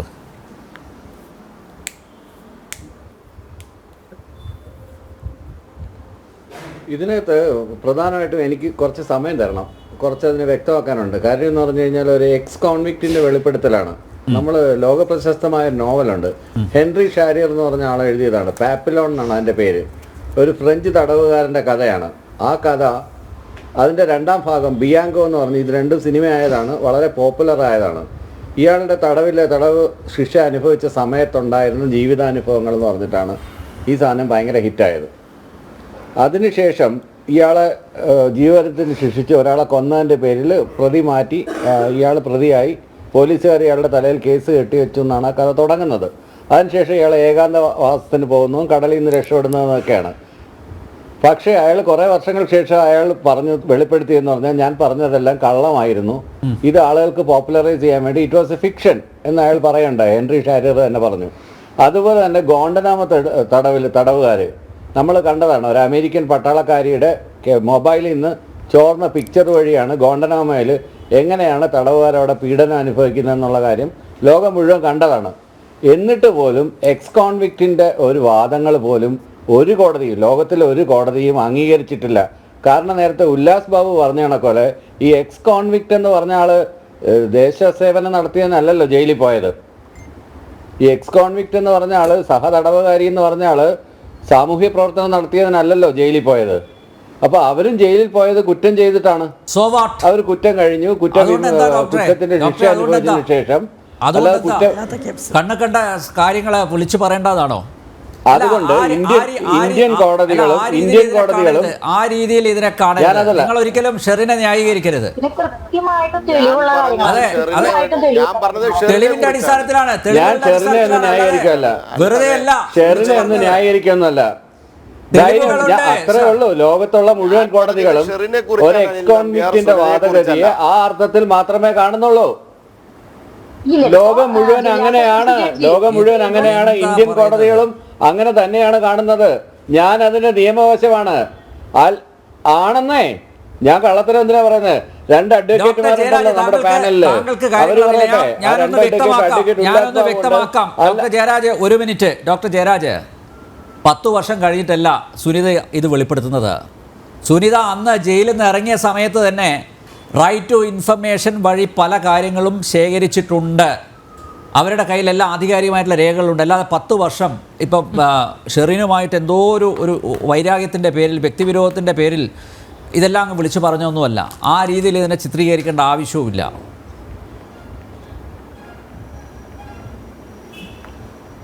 അങ്ങനെ ഞാൻ പറഞ്ഞില്ല. അവര് വ്യക്തി വൈരാഗ്യത്തിന്റെ പേരിലോ വേറെ ജില്ലാ ജഡ്ജിക്കടക്കം ബോധ്യപ്പെട്ടതാണ്. ശരി, എന്തുകൊണ്ട് നടപടിയെടുത്തില്ല?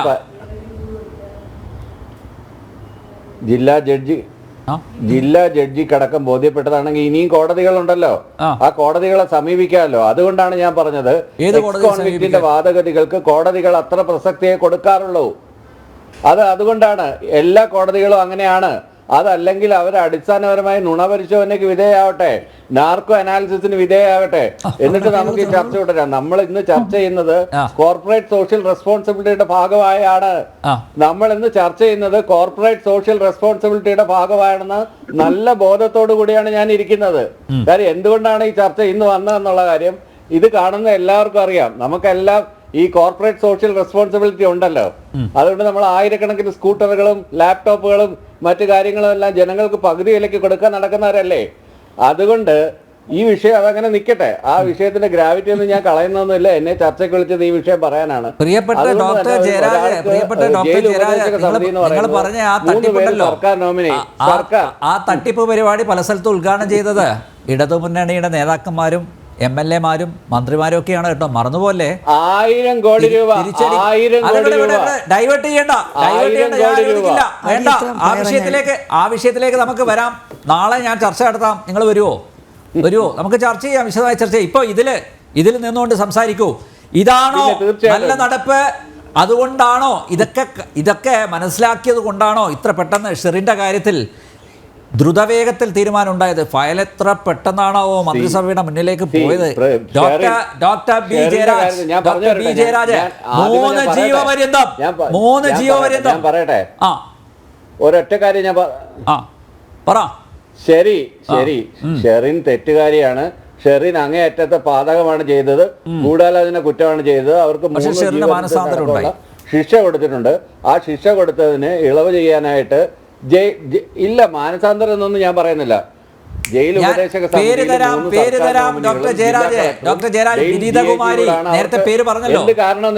പറഞ്ഞല്ലോ, വിദ്യാലക്ഷ്മി ഉൾപ്പെടെ 18, 19, 20 വർഷമായിട്ട് ഇപ്പൊ ഈ വിനീതകുമാരി തന്നെ കണ്ണിന് കാഴ്ചയില്ല.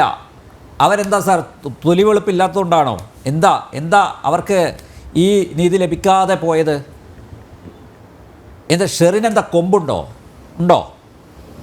ഇതിന്റെ മെറിറ്റ് അനുസരിച്ച് നമ്മൾ പരിശോധിക്കുകയാണെങ്കിൽ അങ്ങനെ ഈ ജയിലിനകത്ത് തടവ് പുള്ളികൾക്ക് അങ്ങനെ ഈ PWD കാറ്റഗറിന്നോ മെന്റലി റിട്ടാർഡഡ് അല്ലെ ഇന്റലക്ച്വൽ ചാലഞ്ച്ഡ് കാറ്റഗറിന്നോ അത് വെച്ചിട്ട് അവരെ പുറത്താക്കാവുന്നോ ഒന്നും ഒരു ഗ്രൗണ്ടും പറയുന്നില്ല. ഈവൻ മാനസിക രോഗമാണെങ്കിൽ പോലും അവർക്ക് ചികിത്സ കൊടുത്തിട്ട് വീണ്ടും ജയിലിനകത്ത് കൊണ്ടുവരാനാണ് പറയുന്നത്.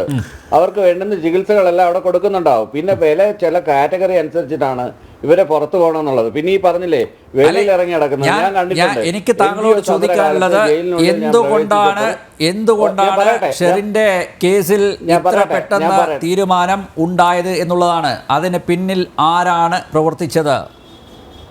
അത് മാത്രം അറിഞ്ഞാൽ മതി എനിക്ക്. 16 വർഷങ്ങൾക്ക് ശേഷമാണ് ഇങ്ങനെ ഒരു സാധനം വന്നത്. അതിന് ചില ക്രൈറ്റീരിയ ഉണ്ട്. ജയിലിന്റെ വകുപ്പിനകത്ത് ഞാൻ പലപ്പോഴും ജയിലിനുള്ളിൽ കൗൺസിലിങ്ങിന്റെ കാര്യത്തിന് ഇപ്പോഴല്ല പല കാര്യങ്ങൾക്കും ജയിലിൽ പല കാര്യങ്ങൾക്ക് പോകുന്ന ഒരാളാണ്. ആസ് എ സൈക്കോളജിസ്റ്റ് ഞാൻ ഒരുപാട് പ്രാവശ്യം ജയിൽ സന്ദർശിച്ചിട്ടുള്ളതാണ്. അവിടുത്തെ തടവുകാരുടെ രീതികൾ എനിക്കറിയാം. അവിടെ പ്രത്യേക ആവശ്യമുള്ള ആളുകളെ ഞാൻ കണ്ടിട്ടുണ്ട്. അതുപോലെ തന്നെ ഈ മണിച്ചൻ കേസ് നടക്കുന്ന സമയത്ത് നീളം കുറഞ്ഞ ഒരാൾ തോർത്തിട്ടിട്ട് ജയിലിന്റെ സെല്ലിന്റെ പുറത്ത് നടക്കുന്നു. അപ്പൊ ഞാൻ ചോദിച്ചു, ഈ പ്രതി മാത്രം എന്തുകൊണ്ടാണ് പുറത്തിറങ്ങി നടക്കുന്നതെന്ന് ചോദിച്ചു. അപ്പൊ പറഞ്ഞു, ഇതിന്റെ ഈ ജയിലിനകത്തെ പാചകം അവരാണ് ചെയ്യുന്നത്, പാചകക്കാർക്ക് സെല്ലിൽ കിടക്കണമെന്ന കാര്യമില്ല, അതാണ് ഓപ്ഷൻ. രാത്രി 7 മണിക്ക് അന്നത്തെ കൊല്ലം ജയിലിലെ കിച്ചണിൽ പാചകം ചെയ്യാൻ പോയതായിരിക്കും, നമുക്ക് അങ്ങനെ അനുമാനിക്കാം. യെസ്, സുനിതയിലേക്കാണ് പോകേണ്ടത്. പക്ഷെ സുനിത ഇല്ല എന്ന് തോന്നുന്നു. സുനിതയിലേക്ക് ഞാൻ വരാം. അഞ്ജു, നോക്കൂ, ഒരു എക്സ് കൺവിക്റ്റ്, അവർ എക്സ് കൺവിക്റ്റ് അല്ല, അവർക്ക് സുനിതയുണ്ട്. സുനിത ഒരു എക്സ് കൺവിക്റ്റ് ആയതുകൊണ്ട് സുനിത പറഞ്ഞതൊന്നും അതിന്റെ ഗൗരവത്തിലെടുക്കാനാവില്ല എന്നാണ് നമ്മുടെ ഇടത് സഹയാത്രികൻ പറയുന്നത്. ഞാൻ കേട്ടു മിസ്റ്റർ ജയരാജ് പറഞ്ഞതുപോലെ, ഞാൻ ഇത് കൺവിക്റ്റ് ആണ്, ഞാൻ നുണ പറഞ്ഞതാണെന്ന് തന്നെ കരുതാം. പക്ഷെ 392 അല്ലെങ്കിൽ 402 ആ വകുപ്പ് ശിക്ഷാവിധിയിലുള്ള ഒരാൾക്ക് 2 വർഷം കഴിയാതെ പരോൾ അനുവദിക്കില്ല. 1 വർഷം കഴിയുമ്പോഴേക്കും ഷെറിന് പരോൾ അനുവദിച്ചു.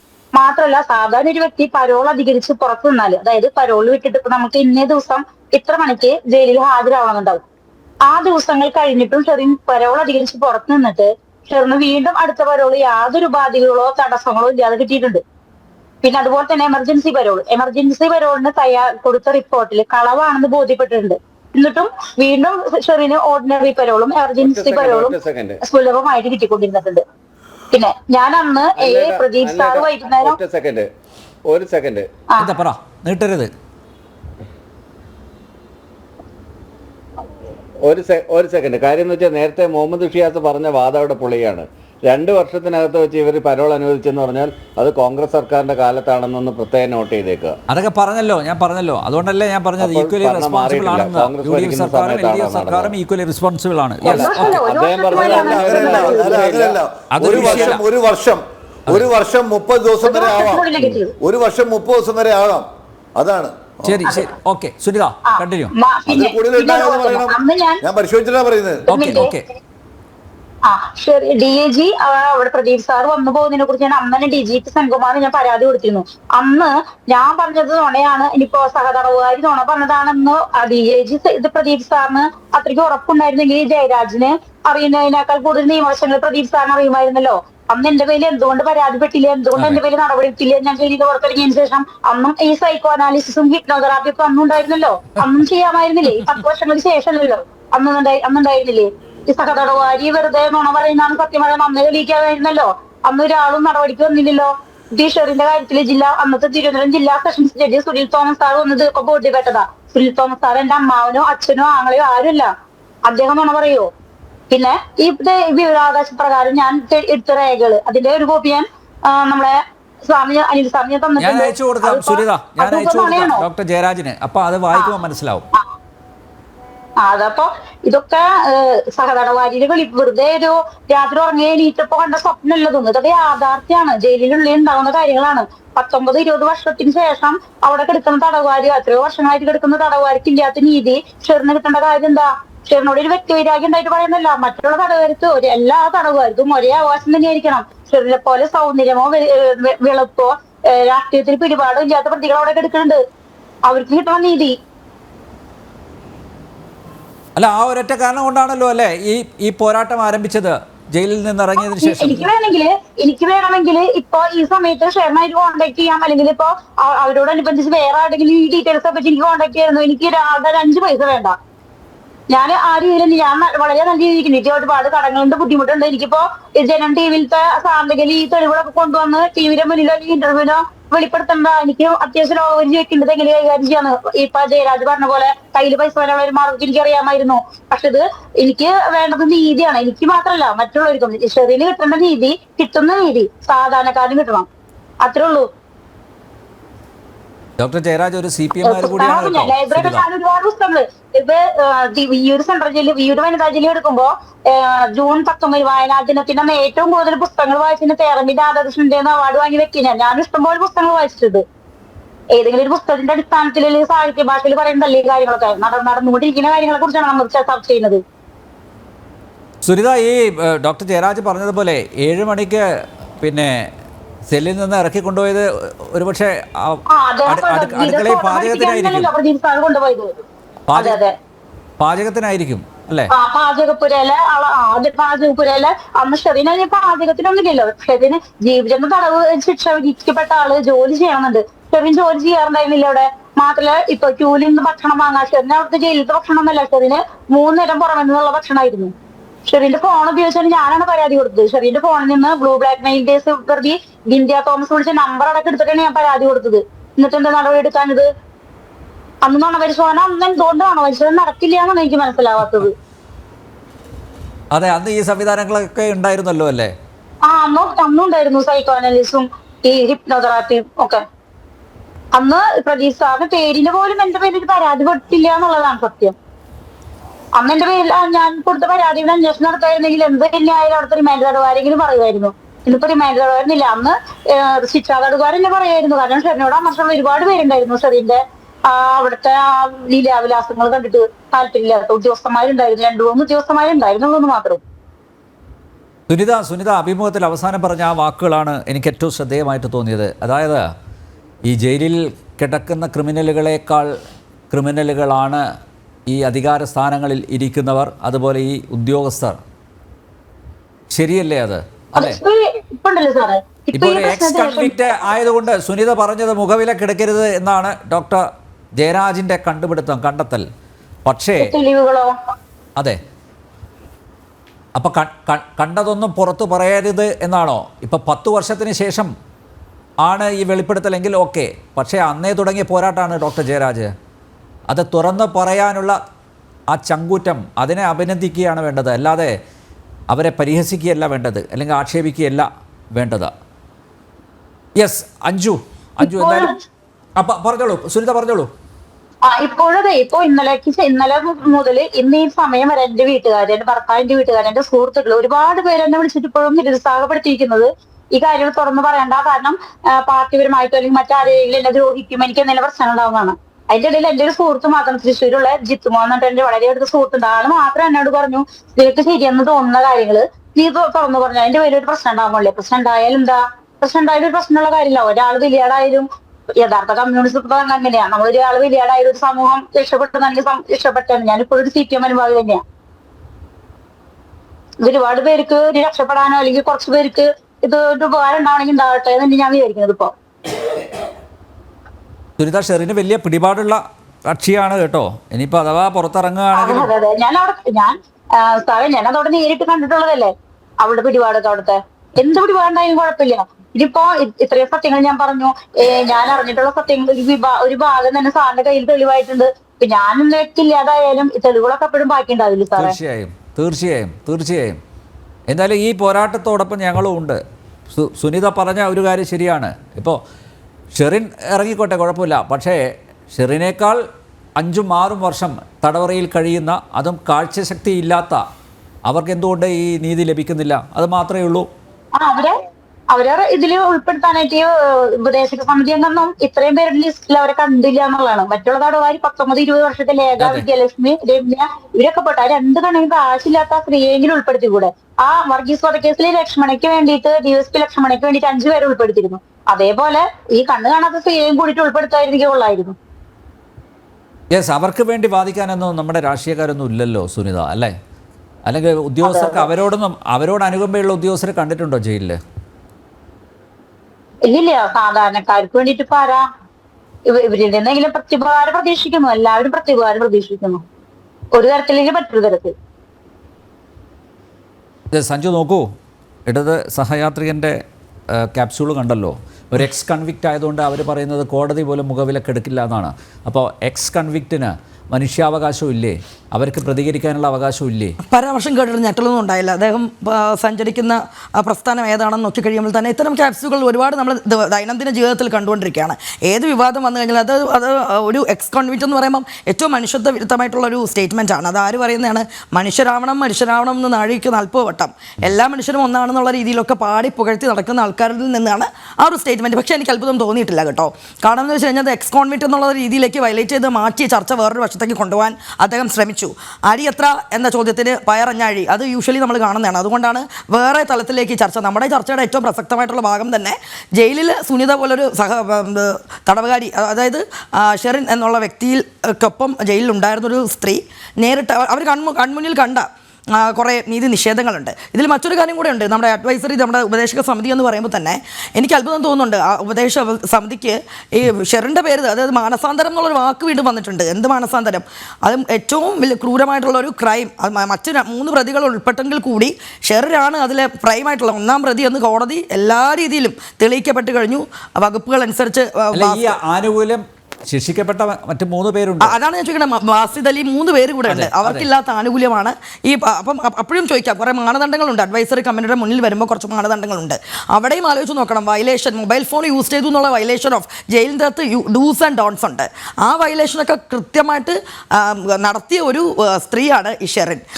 2-3 ഉദ്യോഗസ്ഥരെ ഭീഷണിപ്പെടുത്തി എന്നുള്ള കേസുണ്ട്. ഇങ്ങനെ ഒരുപാട് ഇതൊക്കെ ഉള്ള സ്ത്രീക്ക് എന്ത് നല്ല നടപ്പെന്നുള്ള ഒറ്റ മാനദണ്ഡം. അതും അവർ പുറത്തിറങ്ങാൻ, അതായത് 14 വർഷം തികയുന്നതിൻ്റെ അടുത്ത് 16 വർഷം എന്ന് അദ്ദേഹം പറഞ്ഞു. അതെങ്ങനെയാണ് ഈ 16 വർഷം എനിക്ക് മനസ്സിലായില്ല. കാരണം 2011 ആ സമയത്താണ് ഇതൊക്കെ നടക്കുന്നത്, വിധിയൊക്കെ വരുന്നതും അവർ അകത്ത് പോകുന്നതും ഒക്കെ. ഇപ്പോൾ 2025 തുടങ്ങിയിട്ടേ ഉള്ളൂ. അപ്പോഴേക്കും തന്നെ ഇത് വന്നു. അഡ്വൈസറി അതുപോലെ തന്നെ ക്യാബിനറ്റിൻ്റെ മുന്നിൽ വന്നപ്പോൾ എന്നെ അതിശയം തോന്നിയ മറ്റൊരു കാര്യം എന്ന് പറയുമ്പോൾ ഈ കാരണവർ വധക്കേസ് നടന്നത് ചെങ്ങന്നൂരാണ്. ചെങ്ങന്നൂരുകാരനായിട്ടുള്ളൊരു മന്ത്രിയുണ്ട് ആ മന്ത്രിസഭയിൽ എന്നുള്ളതാണ്, ക്യാബിനറ്റിൽ, സജി ചെറിയാൻ. അപ്പോൾ അദ്ദേഹത്തിന് അറിയാവുന്നതാണ്. കൺമുന്നിൽ അദ്ദേഹത്തിൻ്റെ തന്നെ കോൺസ്റ്റിറ്റ്യുവൻസിയിൽ, അല്ലെങ്കിൽ ഭാസ്കര കാണുവാനെ പോലെ ഒരു NRA ഏറ്റവും വലിയൊരു വ്യക്തി അല്ലേ, ഒരു അവിടുത്തെ തന്നെ ഏറ്റവും പ്രബലനായിട്ടുള്ള വ്യക്തി എന്നാണ് പറയുന്നത്. അപ്പോൾ ഇതെല്ലാം അദ്ദേഹത്തിൻ്റെ കൺമുന്നിൽ കണ്ടതും സുപ്രീം കോടതി വരെ പോയതും ഏറ്റവും വിവാദമായിട്ടുള്ളതാണ്. കാരണം ഷെറിനുമായിട്ട് ബന്ധപ്പെട്ട് എന്ന് ഷെറിനകത്തായിട്ടുണ്ടോ അന്നൊക്കെ വിവാദങ്ങളുണ്ട്. ഈ വിവാദങ്ങളൊക്കെ എപ്പോഴും തന്നെ നമുക്കറിയാം, ഈ മറ്റേ പേരുകാരനുമായിട്ട് ബന്ധപ്പെട്ടുള്ള വിവാദങ്ങളൊക്കെ ആയിരുന്നു. എന്നിട്ട് പോലും ക്യാബിനറ്റ് സമ്മതം കൊടുത്തു എന്ന് പറയുമ്പോൾ ഒരാൾ പോലും അപ്പോൾ ഇതാണ് നമ്മൾ കുത്തഴിഞ്ഞു പോയ ഒരു വ്യവസ്ഥിതിയാണ് നമ്മുടെ. കാരണം ശരിക്കും പറഞ്ഞാൽ കേരളം ലജ്ജിക്കേണ്ടത് ഇത്തരം വ്യവസ്ഥിതി. നമ്മളിങ്ങനെ എന്താ പറയുക, ഇവിടുത്തെ നീതി നിർവഹണമൊക്കെ ഇങ്ങനെ പിഴച്ചു പോയ ഒരു സിസ്റ്റമാണ്. ഈ രാഷ്ട്രീയ പാർട്ടികൾക്ക് എല്ലാവർക്കും അതിൽ പങ്കാളിത്തമുണ്ട്. കാരണം ഇവിടെ എങ്ങനെയാണെന്ന് വെച്ച് കഴിഞ്ഞാൽ രാഷ്ട്രീയ നമ്മൾ പറയുന്നത് ധ്രുവീകരണമാണ്. ഇവിടെ സുനിത വിരൽ ചൂണ്ടുന്നത് ഇപ്പോഴത്തെ സർക്കാരിനെതിരെ ആയതുകൊണ്ട് തന്നെ ഒരു എക്സ് കോൺവിക്റ്റിൻ്റെ ഇത് നമുക്ക് വിശ്വസിക്കാമോ എന്ന് ചോദിച്ച രീതിയാണ്. ഒന്ന് ആലോചിച്ച് നോക്കണം. സോളാർ ഏതൊരു സ്ത്രീ പറഞ്ഞത് കേട്ടിട്ട് ഇവിടെ സെക്രട്ടേറിയറ്റിന് ചുറ്റും അപ്പീടൽ സമരം നടത്തിയിട്ടുണ്ട്. ജനങ്ങളുടെ ജീവിതം ദുസ്സഹമാക്കിയിട്ട് CDക്ക് വേണ്ടിയിട്ട് ഓടി അവരുടെ വാക്ക് കേട്ടിട്ട്. ഒരു മുഖ്യമന്ത്രിനെ ഏറ്റവും രീതിയിൽ UDF സർക്കാരിൽ നമ്മുടെ ഉമ്മൻചാണ്ടി സാറിനെ സരിത പറഞ്ഞത് മഹത്വാക്യമായിരുന്നു. അപ്പോൾ സരിത പറയുന്നത് മഹത്വാക്യമാണ്. കാരണം സോളാറിൽ സരിത പറഞ്ഞ അന്നും ബിജു രാധാകൃഷ്ണൻ എന്ന് പറഞ്ഞ ഒരാൾ ആദ്യം ചൂണ്ടിക്കാണിച്ച മെയിനായിട്ടുള്ള ആളാണ്. പക്ഷെ അവിടെ ഉമ്മൻചാണ്ടി സാറിനോട് വളരെ വിഷമമുണ്ട്. കാരണം സാറിന് പറയാമായിരുന്നു പല കാര്യങ്ങളും. അവിടെ അദ്ദേഹം എന്തൊക്കെയോ ധാർമ്മികത കൊണ്ട് ചിലരെ എന്താ പറയുക സംരക്ഷിച്ചു. അതാണ് ഏറ്റവും വലിയൊരു തെറ്റ്. അന്നേരം സരിതയുടെ മഹത്വാക്യം. പക്ഷേ സുനിത ഒരു നമ്മളെന്താ എക്സ് കോൺവിക്റ്റ് ആയതുകൊണ്ട് സുനിതയെ സംശയിക്കണം. ഇതേ സുനിത മറ്റൊരു പ്രസ്ഥാനത്തിനെതിരെയായിരുന്നു വിരൽ ചൂണ്ടിയിരുന്നെങ്കിൽ, ആ ജയിലിൽ അവർ ഫേസ് ചെയ്തത് വേറെ വല്ലവരും അല്ലെങ്കിൽ പാർട്ടിയിൽ ഉൾപ്പെട്ടവരായിട്ടായിരുന്നെങ്കിൽ ഇതേ ഇടതുപക്ഷം സുനിതയെ തലയിൽ ചുമന്ന് നടക്കുമായിരുന്നു അല്ലേ? ഇതാണ് നമ്മുടെ കേരളീയ സമൂഹം എന്ന് പറഞ്ഞു കഴിഞ്ഞാൽ. പണമുണ്ടോ, പ്രിവിലേജിൻ്റെ പുറകെ പണം, പിന്നീട് മറ്റ് വഴിവിട്ട ബന്ധങ്ങൾ, ഇത് രണ്ടും ഉള്ളവർക്ക് മാത്രമേ ഈ കേരളത്തിൽ നിന്ന് ജീവിക്കാൻ പറ്റൂ. അത് സമൂഹത്തെ ജയിലിലായിക്കോട്ടെ പുറത്തായിക്കോട്ടെ. ഇതാണ് ഇന്നത്തെ വ്യവസ്ഥിതി. ലജ്ജ തോന്നുന്നുണ്ട് ഈ വ്യവസ്ഥയോട്. യെസ്, അത് തന്നെയാണ് യാഥാർത്ഥ്യം. അടുത്ത വിലാസ് ബാബു, ഈ DIG പരാമർശിക്കപ്പെട്ട ഈ DIG നേരത്തെ ഒരു ആക്ട്രസിനെ, ഒരു നടിയെ അദ്ദേഹത്തിൻ്റെ ഒഫീഷ്യൽ വാഹനത്തിൽ, ഔദ്യോഗിക വാഹനത്തിൽ കൊണ്ടുപോയതിന് അന്വേഷണം നേരിട്ട ഒരാളാണ്. ഞാൻ അദ്ദേഹത്തെക്കുറിച്ച് അന്വേഷിച്ചു. ഇദ്ദേഹം ഇപ്പോൾ ചെന്നൈയിലാണുള്ളത്. ഇദ്ദേഹം ഒരു സ്ഥാപനത്തിൻ്റെ ഡയറക്ടറാണ്. ആ സ്ഥാപനം എന്തിനു വേണ്ടിയുള്ളതാണെന്ന് അറിയാമോ? ജയിൽ ഉദ്യോഗസ്ഥർക്ക് പരിശീലനം നൽകുന്നൊരു സ്ഥാപനം. അതിൻ്റെ ഡയറക്ടറാണ് ഇപ്പോൾ ഈ പറഞ്ഞ പ്രദീപ്. ഹലോ, പറഞ്ഞോ, കേൾക്കാം. 3-4 കാര്യങ്ങളുണ്ട്. ഞാനിപ്പോൾ ഇവരെല്ലാവരും ചർച്ച ചെയ്യുന്നത് കേട്ടു. ആദ്യം തന്നെ ഒരു കാര്യം പറഞ്ഞുകൊട്ടെ. ഡോക്ടർ ജയരാജ് ഒരു കാര്യം പറഞ്ഞു. ഉല്ലാസ് ബാബു പറഞ്ഞ പോലെ ഇവരൊരു അവാർഡ് മേടിക്കാൻ പോയതിനല്ല എക്സ് കൺവീറ്റ് ജയിലിൽ പോയി. ഞാൻ എക്സ് കൺവീറ്റ് സുനിതയെക്കുറിച്ചല്ല വിഷയം പറഞ്ഞത്. ഞാൻ പറഞ്ഞത് ഷെറിനെ കുറിച്ചാണ് എന്ന് വളരെ കൃത്യമായി പറഞ്ഞുകൊള്ളട്ടെ.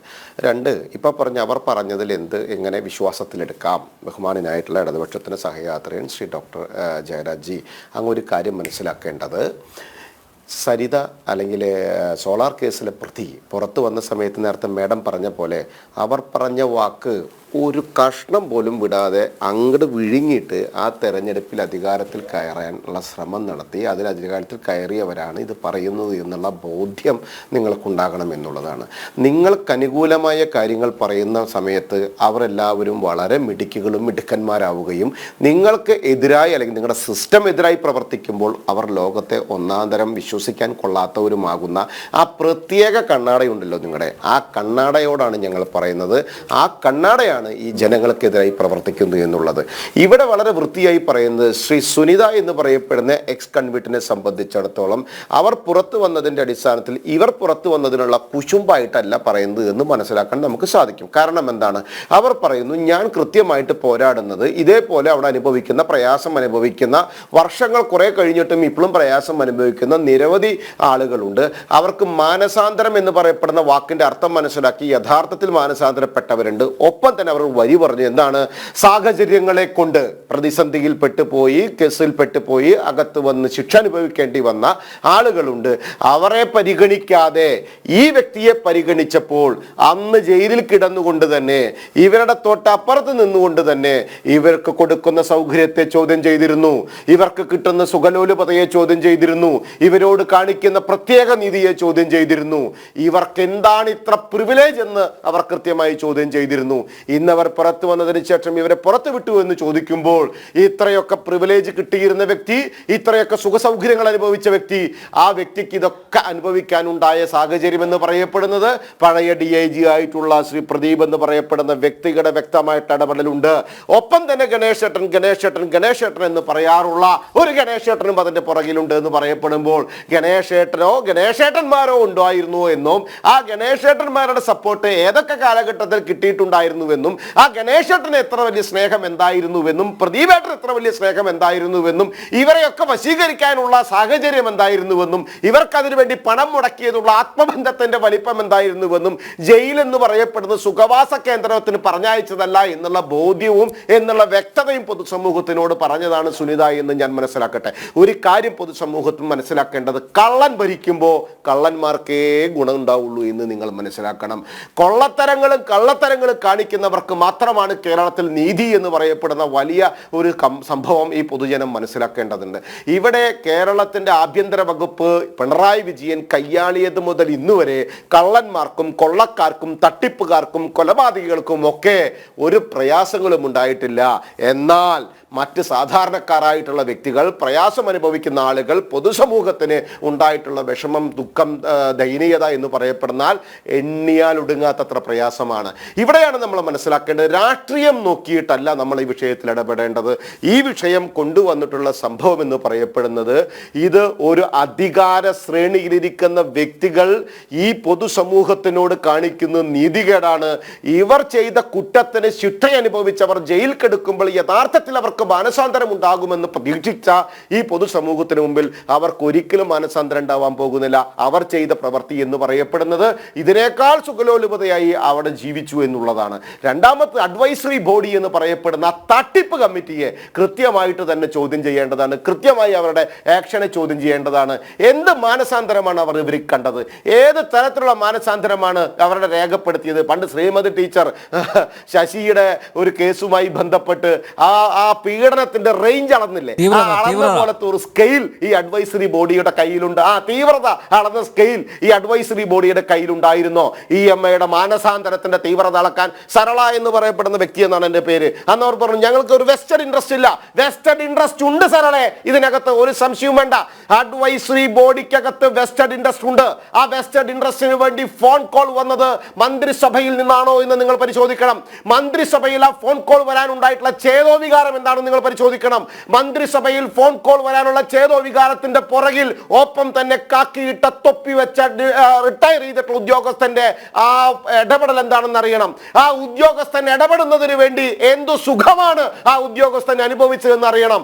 അങ്ങനെ സുഖം അനുഭവിക്കുന്ന ഉദ്യോഗസ്ഥന്മാരുടെ തെമ്മാടിത്തരങ്ങൾക്ക് നിന്ന് കൊടുക്കാനുള്ളതല്ല ഇവിടുത്തെ പ്രയാസങ്ങൾ അനുഭവിക്കുന്ന അല്ലെങ്കിൽ പൊതുസമൂഹത്തെ പ്രയാസത്തിൽപ്പെടുത്തി ജയിലിലേക്ക് വിടുന്ന ആളുകൾ എന്നുള്ളതും മനസ്സിലാക്കാൻ നമ്മൾ തയ്യാറാകണം. ഇവിടെ ഒരു കാര്യം മനസ്സിലാക്കേണ്ടത്, കേരളം എന്ന് പറയപ്പെടുന്ന ഒരു പിശാചന്മാരുടെ കയ്യിൽപ്പെട്ടിരിക്കുന്നു. ഇവിടെ പാവപ്പെട്ടവന്മാർക്കും സാധാരണക്കാർക്കും സത്യസന്ധതയ്ക്ക് വേണ്ടി നിലനിൽക്കുന്നവർക്ക് പിടിച്ചു നിൽക്കാൻ പറ്റാത്ത ഒരു ഗതികേടിലേക്ക് പോകുന്നു. കള്ളന്മാർക്കും കൊള്ളക്കാർക്കും കൊലപാതകം ചെയ്തവർക്കും വേണ്ടിയിട്ടുള്ള പരവതാനികൾ, ജിംകാളകൾ എണ്ണം കൂട്ടുന്നു, തലയണകൾ എണ്ണം കൂട്ടുന്നു, കോഴി ബിരിയാണികൾ കൊടുക്കുന്നു, മട്ടൻ ബിരിയാണികൾ കൊടുക്കുന്നു.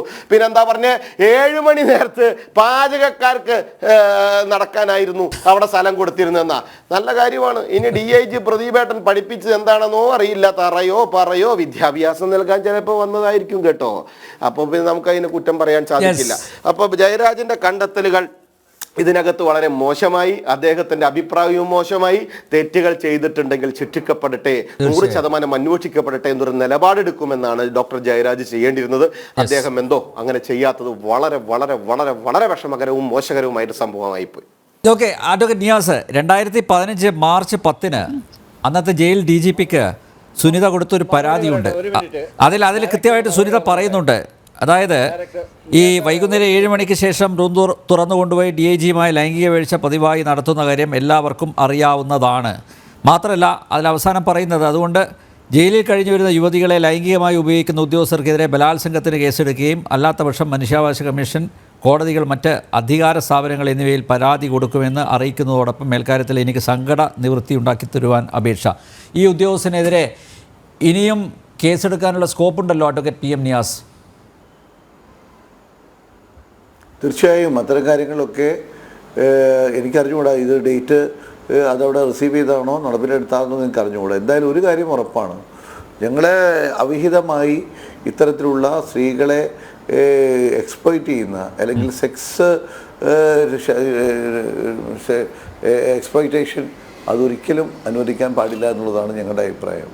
ഇവിടെ ഒരു വളരെയേറെ ഒരു സങ്കടകരമായ ഒരു കാര്യം, ജയിലിൽ പോകുന്നത് കൊടിയ കുറ്റം ചെയ്തിട്ടാണ്.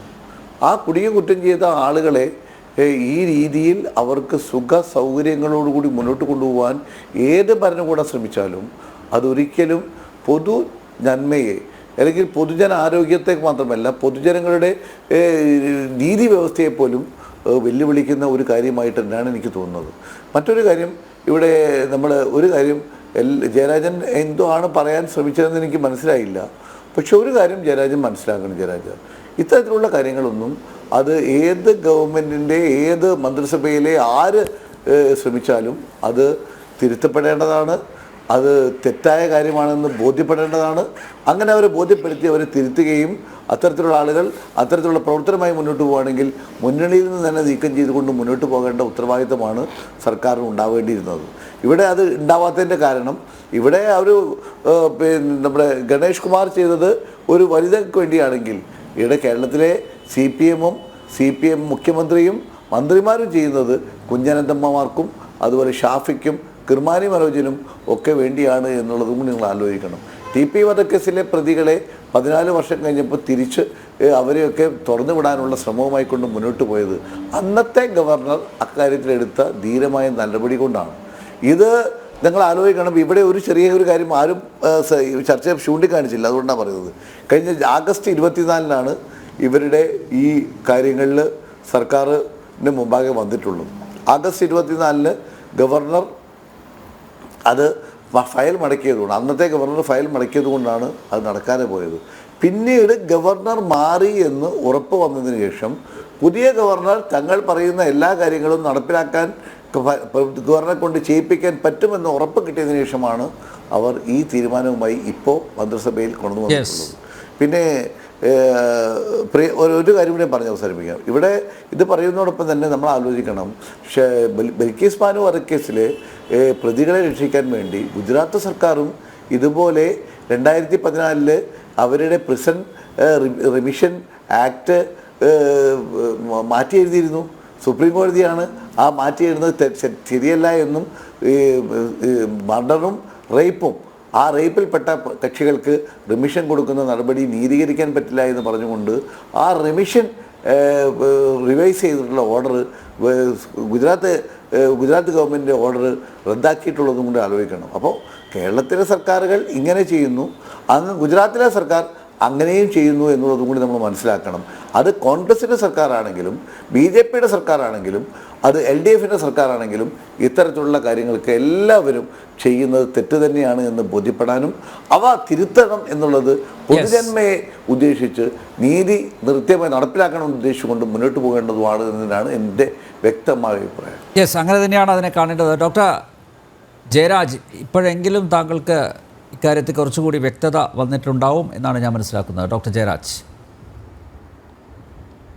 അതിന് ഒറ്റ സെക്കൻഡ് ഇതിനകത്ത് ഒരു ചെറിയ തിരുത്തുണ്ട്. സാമൂഹ്യ പ്രവർത്തകയ്ക്കും അഡ്വക്കേറ്റ് ഉല്ലാസ് കുമാറിന് ഒരു തിരുത്തുള്ളത് എന്താണെന്ന് വെച്ച് കഴിഞ്ഞാൽ ഈ സരിതയുടെ കേസ് കൊണ്ടുവന്നത് ഇടതുപക്ഷമായിരുന്നില്ല, കോൺഗ്രസിനകത്ത് തന്നെയുള്ള ഉൾപോരിന്റെ ഭാഗമായിട്ടാണ്. ചാരക്കേസ് കൊണ്ടുവന്നത് ഇടതുപക്ഷമായിരുന്നില്ല, കോൺഗ്രസിനകത്ത് പുറത്തു പ്രതിയുടെ വെളിപ്പെടുത്തലിന്റെ അടിസ്ഥാനത്തിൽ അതൊരു ആഘോഷമാക്കി ഉത്സവമാക്കി സെക്രട്ടേറിയറ്റിന് മുമ്പിൽ നേരത്തെ അഞ്ജു പറഞ്ഞതുപോലെ എല്ലാ വൃത്തികളും അധികാരത്തിലെത്തിയത് പറയാൻ പറ്റുമോ? അല്ലാതെ ആര് കൊണ്ടുവന്നു എന്നുള്ളതല്ല, നിങ്ങളല്ലാതെ ആഘോഷമാക്കിയത് ഇതെല്ലാം പാളയത്തിൽ പടയുടെ ഭാഗമായിട്ടുണ്ടായതാണ്. പാളയത്തിൽ പട എന്നുള്ള ഭാഗമായിട്ടാണ്, പാളയത്തിൽ പടയാണ്. ഇതാരും പ്രത്യേകിച്ച് കൊണ്ടുവന്നല്ല. ആരായിരുന്നു? അതാണ് സാർ പറയേണ്ടത്. ഏറ്റവും വലിയ സ്ത്രീയുടെ അത് മാത്രമല്ല നായികയാക്കി പോരാളിയായിട്ട് അവരൊരു പരാതി കൊടുത്തപ്പോൾ CBI അന്വേഷണം അതൊക്കെ അവിടെ നിൽക്കുന്നുണ്ട്. പല ആളുകളെയും വെറുതെ വിട്ടെങ്കിലും അതിപ്പോഴും വാസ്തവം എന്താണെന്ന് അനിലേട്ടന് കൃത്യമായിട്ട് അറിയാം. അതുകൊണ്ട് ആ കേസിന്റെ പിന്നാമ്പുറങ്ങളിലേക്ക് നമ്മൾ ഇനി ചകഞ്ഞു പോകേണ്ട കാര്യമില്ല.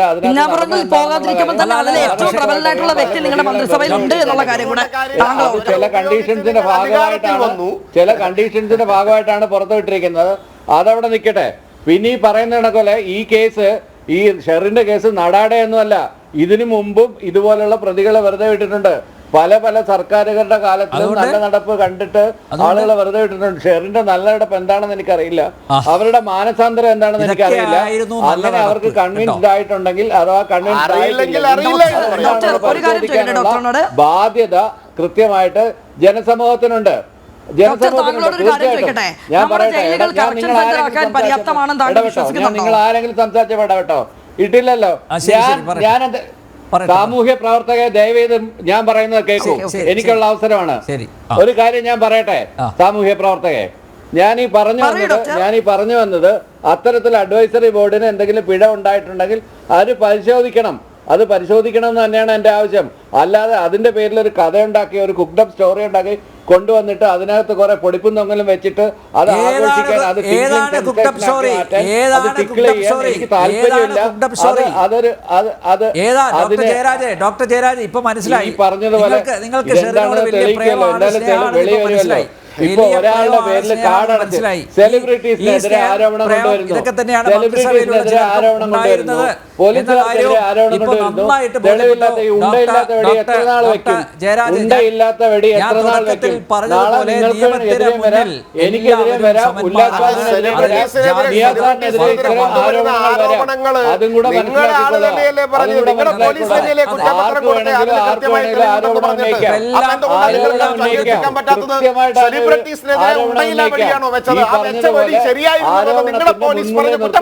ആരെയും മുന്നോട്ട് കൊണ്ടുപോകാൻ പറ്റില്ല. തീർച്ചയായിട്ടും. എന്തായാലും ഗവർണറുടെ പരിഗണനയിലാണ് ഇപ്പോൾ ഫയൽ ഇരിക്കുന്നത്. ഗവർണർ ഇക്കാര്യം വിശദമായി പരിശോധിക്കും. നേരത്തെ സുനിത പറഞ്ഞതുപോലെ, സുനിത അഭിമുഖത്തിലും ഈ ചർച്ചയിലും പങ്കെടുത്ത പറഞ്ഞതുപോലെ, ബിനിതകുമാരിയെപ്പോലെ 20 വർഷമായി തടവറയിൽ കഴിയുന്ന, കാഴ്ച നഷ്ടപ്പെട്ട നിരവധി പേരുണ്ട്. അവർക്ക് കൂടി നീതി ലഭ്യമാക്കണം. അവരുടെ വിഷമം, അവരുടെ അപേക്ഷ അതുകൂടി ഈ ഉപദേശക സമിതിയും സർക്കാരും പരിഹരിക്കണം. ഓക്കെ, ജനം ഡിബേറ്റ് ഇവിടെ പൂർണ്ണമാകുന്നു. ചർച്ചയിൽ പങ്കെടുത്ത എല്ലാ അതിഥികൾക്കും നന്ദി, ഒപ്പം പ്രേക്ഷകർക്കും.